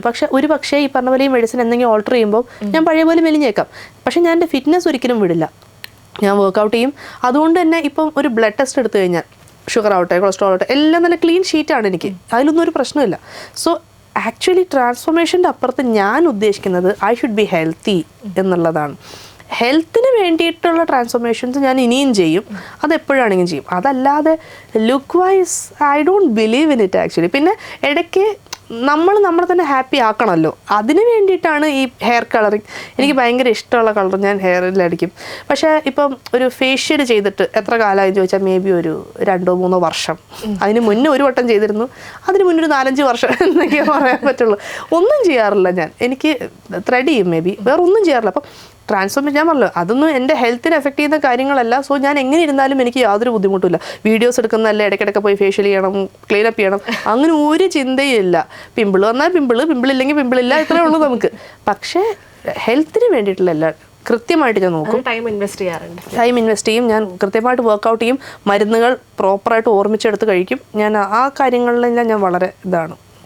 ഓക്കെ. അപ്പോൾ ഇപ്പൊ എന്തായാലും ഒരു മ്യൂസിക് ടീച്ചറാണ്, കുറെ കാര്യങ്ങൾ പറഞ്ഞു. അപ്പൊ ആസ്പയറിംഗ് ആയിട്ടുള്ള കുറെ പാട്ട് പാടാനൊക്കെ ആഗ്രഹിക്കുന്നവരോട് വരും നമ്മളെ കേൾക്കുന്നുണ്ടാവും. അപ്പോൾ അവർക്ക് കൊടുക്കാൻ പറ്റിയൊരു ടിപ്പ് എന്താ? ഡെയിലി ഫോളോ ചെയ്യാൻ പറ്റിയതോ അല്ലെങ്കിൽ ഒരു പാട്ട് പാടാൻ വേണ്ടി പഠിക്കുമ്പോഴും ഒക്കെ ഫോളോ ചെയ്യാൻ പറ്റുന്നത്? യെസ്, ആക്ച്വലി അതൊരു നല്ല ക്വസ്റ്റ്യൻ ആണ്. ഞാൻ അതിന് പറയുകയാണെങ്കിൽ നിങ്ങളുടെ ശബ്ദം അറിയുക, അതിനെ പ്രൊട്ടക്റ്റ് ചെയ്യുക. അത് പലരും ചിന്തിക്കാത്തൊരു കാര്യമാണ്. നിങ്ങളുടെ ബോഡിക്ക് നിങ്ങളൊരു എക്സസൈസ് ചെയ്യുമ്പോൾ വാമപ്പ് ചെയ്യുന്ന പോലെ തന്നെ ഇമ്പോർട്ടൻ്റ് ആണ് പാടുന്നതിന് മുന്നേ നിങ്ങളുടെ ശബ്ദം പ്രോപ്പറായിട്ട് വാമപ്പ് ചെയ്യുക എന്നുള്ളത്. അതൊരിക്കലും യൂട്യൂബിൽ നോക്കിയിട്ട് പഠിക്കരുത്. നിങ്ങളുടെ ശബ്ദം അറിഞ്ഞ് നിങ്ങളുടെ മസിൽ വാമപ്പ് ആണെങ്കിലും റേഞ്ച് എക്സസൈസസ് ആണെങ്കിലും കസ്റ്റമൈസ് ചെയ്ത് നിങ്ങൾക്ക് പറ്റുന്ന രീതിയിൽ ചെയ്യുക. അത് തെറ്റായി ചെയ്തത് കൊണ്ട് മാത്രം ശബ്ദം പോയ ഒരുപാട് വ്യക്തികളുണ്ട്. അതുകൊണ്ട് അത് വളരെ സൂക്ഷിച്ച്. യൂട്യൂബിലൊക്കെ റാൻഡമായിട്ട് കുറേ വീഡിയോസ് അവൈലബിൾ ആണ്, വാമപ്പ്, വോക്കൽ എക്സസൈസ്. പിന്നെ നമ്മളിപ്പോൾ വാമപ്പ് എന്ന് പറഞ്ഞിട്ട് നോക്കിക്കഴിഞ്ഞാൽ ആദ്യം കിട്ടുക ബെൽറ്റിംഗ് ആൻഡ് ഷിഫ്റ്റിംഗ് ആണ്. ബെൽറ്റിംഗ് എക്സസൈസസ് ഇങ്ങനെ 1000 ബെൽറ്റിങ്സ് ഉണ്ടാവും, ഹല്ലേലൂയ എന്നൊക്കെ പറഞ്ഞിട്ട്. ഇത് ചെയ്താൽ നിങ്ങൾക്ക് ഉറപ്പായിട്ട് സ്ക്രാച്ച് വരും, നോഡ്യൂൾസ് വരും, നിങ്ങളുടെ തൊണ്ട പോവും. ബിക്കോസ് നിങ്ങളുടെ വോയിസ് അതിന് റെഡി ആണോ ഇല്ലയോ എന്നുള്ളത് നിങ്ങൾക്കറിയില്ല. അപ്പോൾ ഒരു ബിഗിനർ ഫ്രണ്ട്ലി എക്സസൈസസ് ഉണ്ട്, ഇൻ്റർമീഡിയറ്റ് എക്സസൈസസ് ഉണ്ട്, അഡ്വാൻസ്ഡ് ഉണ്ട്. ഇത് ഓരോന്ന് എപ്പോൾ എങ്ങനെ ചെയ്യണമെന്ന് അറിഞ്ഞ് വേണം നിങ്ങളുടെ ശബ്ദത്തിനെ ഹാൻഡിൽ ചെയ്യാൻ. അപ്പോൾ മാത്രമാണ് അതിപ്പോൾ പാട്ടുകാരല്ല, പ്രാസംഗികരായിക്കോട്ടെ, RJs, നിങ്ങളുടെ ശബ്ദം യൂസ് ചെയ്യുന്ന ആരും ആയിക്കോട്ടെ, നിങ്ങളുടെ വാമപ്പ് വളരെ ഇമ്പോർട്ടൻ്റ് ആണ്. അതുപോലെ നിങ്ങളുടെ ഫുഡ് വളരെ ഇമ്പോർട്ടൻ്റ് ആണ്. അതുപോലെ നിങ്ങൾ എങ്ങനെ പ്രാക്ടീസ് ചെയ്യുന്നു അത് വളരെ ഇമ്പോർട്ടൻ്റ് ആണ്. ഇതെല്ലാമാണ് നിങ്ങളുടെ ഫ്യൂച്ചർ ഡിസൈഡ് ചെയ്യുന്നത്. ഇപ്പം ഇന്ന് ഞാൻ എല്ലാ ദിവസവും പ്രാക്ടീസ് ചെയ്യുന്നൊരു വ്യക്തിയല്ല. കാരണം എനിക്ക് ഇത്രയും മണിക്കൂർ ക്ലാസ് എടുക്കണം. ഓക്കെ, ക്ലാസ് എടുക്കുന്നത് is A kind of practice. പക്ഷേ ഞാൻ എൻ്റെ ഒരു ടീനേജ് വരെ ഞാൻ ചെയ്തിട്ടുള്ള ആ റിഗറസ് പ്രാക്ടീസിൻ്റെ റിസൾട്ടാണ് എൻ്റെ തൊണ്ട. എനിക്ക് പെട്ടെന്ന് സംഗതികൾ വരുന്നുണ്ടെങ്കിൽ പലരും ചോദിക്കും സംഗതികൾ വരാൻ എന്താണ് ഷോർട്ട് കട്ട്? ഒരു ഷോർട്ട് കട്ടും ഇല്ല. ചിലർക്ക് മാത്രമേ അതിങ്ങനെ പെട്ടെന്ന് വരും, ഒരിക്കലുമില്ല. സംഗതി ഈ അല്ലെങ്കിൽ സ്പീഡ് സംഗതീസ് എന്ന് പറയുന്നത് ജസ്റ്റ് ഒരു ടെക്നിക്കാണ്. എത്രത്തോളം നിങ്ങൾ പ്രാക്ടീസ് ചെയ്യുന്നു അത്രത്തോളം പെട്ടെന്ന് നിങ്ങൾ തൊണ്ടയിൽ വരുന്ന ഒരു ടെക്നിക്ക് മാത്രമാണ്. നിങ്ങൾക്ക് ചാലഞ്ചിങ് ആക്ച്വലി ഫീൽ കൊടുക്കാനാണ്. ഭാവം അതാണ് യുണീക്ക് ആക്കുന്നത് ആ പാട്ടിന്. ഞാൻ ഭാവം കൊടുക്കുന്ന പോലെ ആയിരിക്കില്ല അടുത്ത ആൾ ഭാവം കൊടുക്കുന്നത്. കാരണം അയാൾക്ക് വേറൊരു രീതിയിലായിരിക്കും ആ പാട്ടിനെ ഇൻ്റർപ്രറ്റ് ചെയ്യാൻ പറ്റുന്നത്. അപ്പം നിങ്ങളുടേതായിട്ടുള്ള ശൈലിയിൽ ഒരു പാട്ടിനെ ഹാൻഡിൽ ചെയ്യുക. നമുക്ക് വേറൊക്കെ പറഞ്ഞു കൊടുക്കാൻ പറ്റാത്തത് ഓൾട്ടർ ചെയ്യാൻ പറ്റാത്തത് ഈ ഫീല് കൊണ്ടുവരിക എന്നുള്ള കാര്യം. അതെ അതെ, അതുകൊണ്ട് ഒരിക്കലും ഇപ്പം യേശുദാസ് സാറിൻ്റെ പാട്ട് കേട്ട് പാടുമ്പോൾ നിങ്ങൾ യേശുദാസ് സാറിനെ ഇമിറ്റേറ്റ് ചെയ്യാൻ നോക്കാതെ അതിൻ്റെ നിങ്ങളുടെ ഇൻ്റർപ്രിട്ടേഷൻ എന്താണ് അത് കൊണ്ടുവരിക. ആൻഡ് ഈ പറഞ്ഞ പോലെ നിങ്ങൾ ശബ്ദം പ്രൊട്ടക്റ്റ് ചെയ്തുകൊണ്ട് തന്നെ നിങ്ങളുടെ റേഞ്ചിന് ചേരുന്ന പാട്ടുകൾ എടുത്ത് പാടുക. നിങ്ങൾ എപ്പോഴും ആലോചിക്കണം എല്ലാ പാട്ടുകളും പാടാൻ കഴിയില്ല എന്നുള്ളത് കൊണ്ട് നിങ്ങളൊരു മോശം സിംഗർ ആവുന്നില്ല. കാരണം ഈ ലോകത്തെ എല്ലാ പാട്ടുകളും പാടാൻ പറ്റുന്ന ഒരു സിംഗർ പോലും ഇല്ല. ഇപ്പം ഞാൻ പറഞ്ഞ ചിത്ര ചേച്ചി നല്ല സൂപ്പർ സിംഗറാണ്, എക്സ്ട്രാ ഓർഡിനറി സിംഗറാണ്. ചേച്ചി ആണെന്ന് നിലാപ്പൊങ്കലായതിന് പാടിയിരുന്നെങ്കിലുള്ള അവസ്ഥ ആലോചിച്ച് നോക്കിയേ. അല്ലെങ്കിൽ ഇപ്പോൾ സുജാത ചേച്ചി, she's an extra ordinary singer. ചേച്ചിയെ കൊണ്ട് വന്നിട്ട് വസീകര പഠിച്ചിട്ടുള്ള അവസ്ഥ ആലോചിച്ച് നോക്കിയേ. ബിക്കോസ് അതിന് വേണ്ടത് ബേസ് വോയിസ് സിംഗേഴ്സാണ്. പ്രണയമണി തൂവലാണെങ്കിലും മാലയം ആണെങ്കിലും അതിന് വേണ്ടത് ഹൈ പിച്ച്ഡ് സിംഗേഴ്സാണ്. അപ്പോൾ നിങ്ങളുടെ പിച്ചിനനുസരിച്ച് നിങ്ങളുടെ വോക്കൽ റേഞ്ചിനനുസരിച്ച് ഒരു പാട്ട് സെലക്ട് ചെയ്യുക, അതിനനുസരിച്ച് പാടുക. അത് ഏറ്റവും ബ്യൂട്ടിഫുൾ ആയിട്ട് നിങ്ങൾക്ക് പ്രസൻറ്റ് ചെയ്യാൻ പറ്റിക്കഴിഞ്ഞ് കഴിഞ്ഞാൽ യു ആർ ദ വിന്നർ. പിന്നെ ഒരു കാരണവശാലും ഒരു മത്സരത്തിൻ്റെ പുറകെ ഓടരുത്. മത്സരമല്ല നിങ്ങളുടെ ടാലന്റിനെ ഡിസൈഡ്. ഈ എന്തെങ്കിലും ഒരു പർപ്പസ് വേണ്ടിയിട്ടായിരിക്കും പാട്ട് പഠിച്ചു തുടങ്ങുന്നത്. എൻ്റെ അടുത്ത് ചോദിക്കാം, എൻ്റെ അടുത്ത് വരുന്നൊരു ടൈം ഡ്യൂറേഷനിൽ വേണം. എത്ര ക്ലാസ് എടുത്തു കഴിഞ്ഞാൽ പാട്ട് പഠിച്ച് തീരും? ഫസ്റ്റ് ക്വസ്റ്റ്യൻ ആണ്. എനിക്ക് ഇന്ന് വരെ ഉത്തരം കൊടുക്കാൻ പറ്റാത്തൊരു സാധനമാണ്. ഞാൻ പഠിച്ചത് റാൻഡം ആയിട്ട് എപ്പോഴും വരുന്ന ക്വസ്റ്റ്യൻസ്, സ്ഥിരം വരുന്ന ക്വസ്റ്റ്യൻസ് എന്താണ് ഈ പാട്ട് പഠിക്കുന്നത്? ഫസ്റ്റ് ക്വസ്റ്റ്യൻ, എപ്പോ പാട്ട് പഠിച്ച് തീരും? മരിച്ചാൽ തീരുമാനിക്കുമല്ലേ എനിക്കറിയില്ല. പിന്നെ എപ്പോ അരങ്ങേറ്റം നടത്താൻ പറ്റും? അവര് പഠിക്കുന്നതിനനുസരിച്ചല്ലേ അരങ്ങേറ്റം നടത്താൻ പറ്റുള്ളൂ. കോഴ്സ് വല്ലതാണോ? വേറൊരു ക്വസ്റ്റ്യൻ ഉണ്ട്, എൻ്റെ മോൾക്ക് റിയാലിറ്റി ഷോയിൽ എപ്പോൾ പാടാൻ പറ്റും? അറിയില്ല. ഇതിലും കോമഡി എന്താണെന്നറിയോ? എൻ്റെ മോൾക്ക് റിയാലിറ്റി ഷോയിൽ പാടാൻ അവസരം കിട്ടി. ഇത് ഇന്ന് രാവിലെ എനിക്കൊരു കോൾ വന്നിരുന്നു. പാടാൻ അവസരം കിട്ടി, നമുക്ക് എത്ര പെട്ടെന്ന് അവളെ പഠിപ്പിച്ച് വിന്നറാക്കാൻ പറ്റും? ഞാനിങ്ങനെ ആലോചിക്കും, ഇതിനൊക്കെ ഞാൻ എന്താണ് പറയേണ്ടത്? കാരണം ഞാൻ ചിരിക്കണോ കരയണോ എന്നറിയാത്തൊരു മ്യൂസിക് അല്ലേ എന്ത് ആർട്ട് ഫോം ആണെങ്കിലും. ഇപ്പം ഞാൻ ഈ പറഞ്ഞ പോലെ വോക്കൽ വാമപ്പ് ചെയ്ത ഒരാളുടെ റേഞ്ച് ഇമ്പ്രൂവ് ചെയ്യാൻ നോക്കുമ്പോൾ 1-1.5 മാസം കൊണ്ടാണ് ഒരു സെമിടോണിൻ്റെ വ്യത്യാസം വരുന്നത്. പിന്നെ 2 മസിൽ വളരെ നേരത്തെ 2 മസിൽ വെച്ചിട്ടുള്ള കളിയാണിത്. ഇതിൽ എങ്ങനെയാണ് മറ്റേ നമുക്ക് ക്യാപ്സ്യൂൾ പരുവത്തിൽ ഇവരെ പഠിപ്പിച്ചെടുക്കാൻ പറ്റുന്നത്? ഒരിക്കലും പറ്റില്ല. വർഷങ്ങൾ കൊണ്ടാണ് ഓരോ മാറ്റങ്ങൾ സംഭവിക്കുന്നത്. ഇപ്പം എൻ്റെ ജൂനിയറിൽ എൻ്റെ ബേസ് വോയിസ് ആയിരുന്നു. ടീൻസ് ആയപ്പോഴേക്കും അത് മിഡ് ഓക്ടേവ് എത്തി. സ്റ്റാർ സിംഗർ എത്തിയപ്പോഴേക്കും എനിക്ക് 3 ഓക്ടേവ് പാടാവുന്ന രീതിയിൽ, because I was keep on practising എന്ന് മാത്രമായിരുന്നു എൻ്റെ ഒരു മോട്ടോ. അതുകൊണ്ട് വരുന്ന വ്യത്യാസമാണ്. അല്ല അതായത് പെട്ടെന്ന് നടക്കുന്നൊരു സംഭവം. ഞാൻ എപ്പോഴും എല്ലാവരോടും പറയും, നീ എന്താ ഭാഗ്യം വെച്ച വെള്ളയപ്പങ്കാടി ടീം നടക്കൂല, അതിന് സമയം എടുക്കും. അതാണ്. ഓക്കെ, അപ്പോൾ എന്തായാലും ഇത്രയും വിശേഷങ്ങളൊക്കെ പറഞ്ഞു, പാട്ടുകളൊക്കെ പാടി ചേച്ചിയെ കിട്ടിയാൽ ഒരുപാട് സന്തോഷം. എനിക്കും ഭയങ്കര സന്തോഷം. വളരെ ഹാപ്പിയാണ് ഞാൻ. ബിക്കോസ് ഒന്നാമത് എൻ്റെ ഡ്രസ്സിലും മേക്കപ്പിലും ഒക്കെ അത് വെഡ്സ് ഇന്ത്യ ആണല്ലോ ചെയ്തത്. I am very happy. എന്തായാലും തകർത്തിട്ടുണ്ട്. വെഡ്സ് ഇന്ത്യ തകർത്തു. ഞാൻ അത് ഏറ്റവും രസം എന്ന് പറയും, 10 മിനിറ്റ് കൊണ്ടാണ് ഞാനിത് എടുത്തത്. വെറും 10 മിനിറ്റ് കൊണ്ട് ഞാൻ കണ്ട എല്ലാം എനിക്ക് ഇഷ്ടമായി. അപ്പം ഞാനിങ്ങനെ ഇതെടുത്തത് മതി. ആ കൺഫ്യൂഷൻ ഞാൻ ഇനി വീണ്ടും വെഡ്സ് ഇന്ത്യ പോയിട്ട് കുറച്ചും കൂടെ പർച്ചേസ് ചെയ്താലേ തലയ്ക്ക്. Because I am very happy. അപ്പോൾ അതുകൊണ്ടും ഞാൻ ഹാപ്പിയാണ്. ആൻഡ് വളരെ നല്ലൊരു ഇൻ്റർവ്യൂ ആയിരുന്നു. And I enjoyed really so much. എനിക്ക് 91.2 FM നന്ദി പറയാനുള്ളത്. ആൻഡ് ദെൻ വേറെയും ഒരുപാട് റീസൺസ് ഉണ്ട്. എല്ലാം കൊണ്ടും I am very happy, I am very contented. Thank you so much. Okay, അപ്പോൾ എന്തായാലും ഈ പറഞ്ഞ പോലെ ഞങ്ങൾക്ക് ഒരുപാട് സന്തോഷമുണ്ട് ചേച്ചി ഇങ്ങനെ കൊണ്ടുവരാൻ പറ്റിയതിലും. ഓക്കെ, അപ്പോൾ ഫൈനലായിട്ട് നമ്മുടെ ഓഡിയൻസിനോട് എന്തെങ്കിലും പറയാനുണ്ട്? ഫൈനലായിട്ട് പറയാൻ എനിക്ക് വേണ്ടി പറയുകയാണെങ്കിൽ എൻ്റെ വീഡിയോസൊക്കെ കാണുന്ന എല്ലാവർക്കും നന്ദി. ഇനിയും തുടർന്ന് കാണുക, സപ്പോർട്ട് ചെയ്യുക എന്നെ. And keep supporting singers and artist like us. Because ഞാൻ നേരത്തെ പറഞ്ഞ പോലെ നിങ്ങൾ തരുന്ന ഈ സപ്പോർട്ടാണ് ഞങ്ങളെപ്പോലുള്ള ആർട്ടിസ്റ്റുകളുടെ ഏറ്റവും വലിയ വിജയം. And to the all the aspiring singers over there, ഞാൻ ഈ പറഞ്ഞ പോലെ കീപ് പ്രാക്ടീസിങ്. നിങ്ങൾ റിസൾട്ട് നോക്കണ്ട. റിസൾട്ട് എന്ന് പറയുന്നത് നിങ്ങൾ ഇന്ന് പാടുന്ന പാട്ട് ഒരു 6 മാസം കഴിഞ്ഞ് നിങ്ങൾ പാടുമ്പോൾ കുറച്ചുകൂടെ ബെറ്ററായിട്ട് പാടുകയാണെങ്കിൽ യു ആർ ദ വിന്നർ. അത് മാത്രം നിങ്ങൾ മനസ്സിലാലോചിക്കുക. Accept others for who they are and keep practising. എല്ലാം നന്നായിട്ട് നടക്കട്ടെ. Thank you so much. അടിച്ചുപൊളി പാട്ട് പാടി എൻഡ് ചെയ്താലോ? ഇനിയും അടിച്ചുപൊളി പാട്ടാണോ? ഓക്കെ. ജിങ്കനമണി സിരിച്ചുപുട്ട നെഞ്ചിൽ ആണി, ഹേ വെങ്കല കിണ്ണി പോലെ മിന്നു മന്ദിരമേ നീ, நான் வெக்கத்துக்கு பக்கத்தில் போகாதவ, ஒரு நுழையில செல்ல கட்ட ஆளானவ, அட நீ வந்தாயே வந்தாங்க நீ அமங்கோ ஆமாங்கோ ஆமாங்கோ ആമാങ്കോ. Okay, once again thank you so much. ഇനി അപ്കമിങ് ആയിട്ടുള്ള ഓരോരോ വർക്ക്സിന് വേണ്ടി ഞങ്ങൾ കാത്തിരിക്കുന്നു. We love to hear you sing. Thank you so much for calling me. ഉർവശിക്ക് പ്രത്യേകം നന്ദി. കുറേ നാളായിട്ട് എന്നെ ഫോളോ അപ്പ് ചെയ്യാണ് and I am so happy to be here. So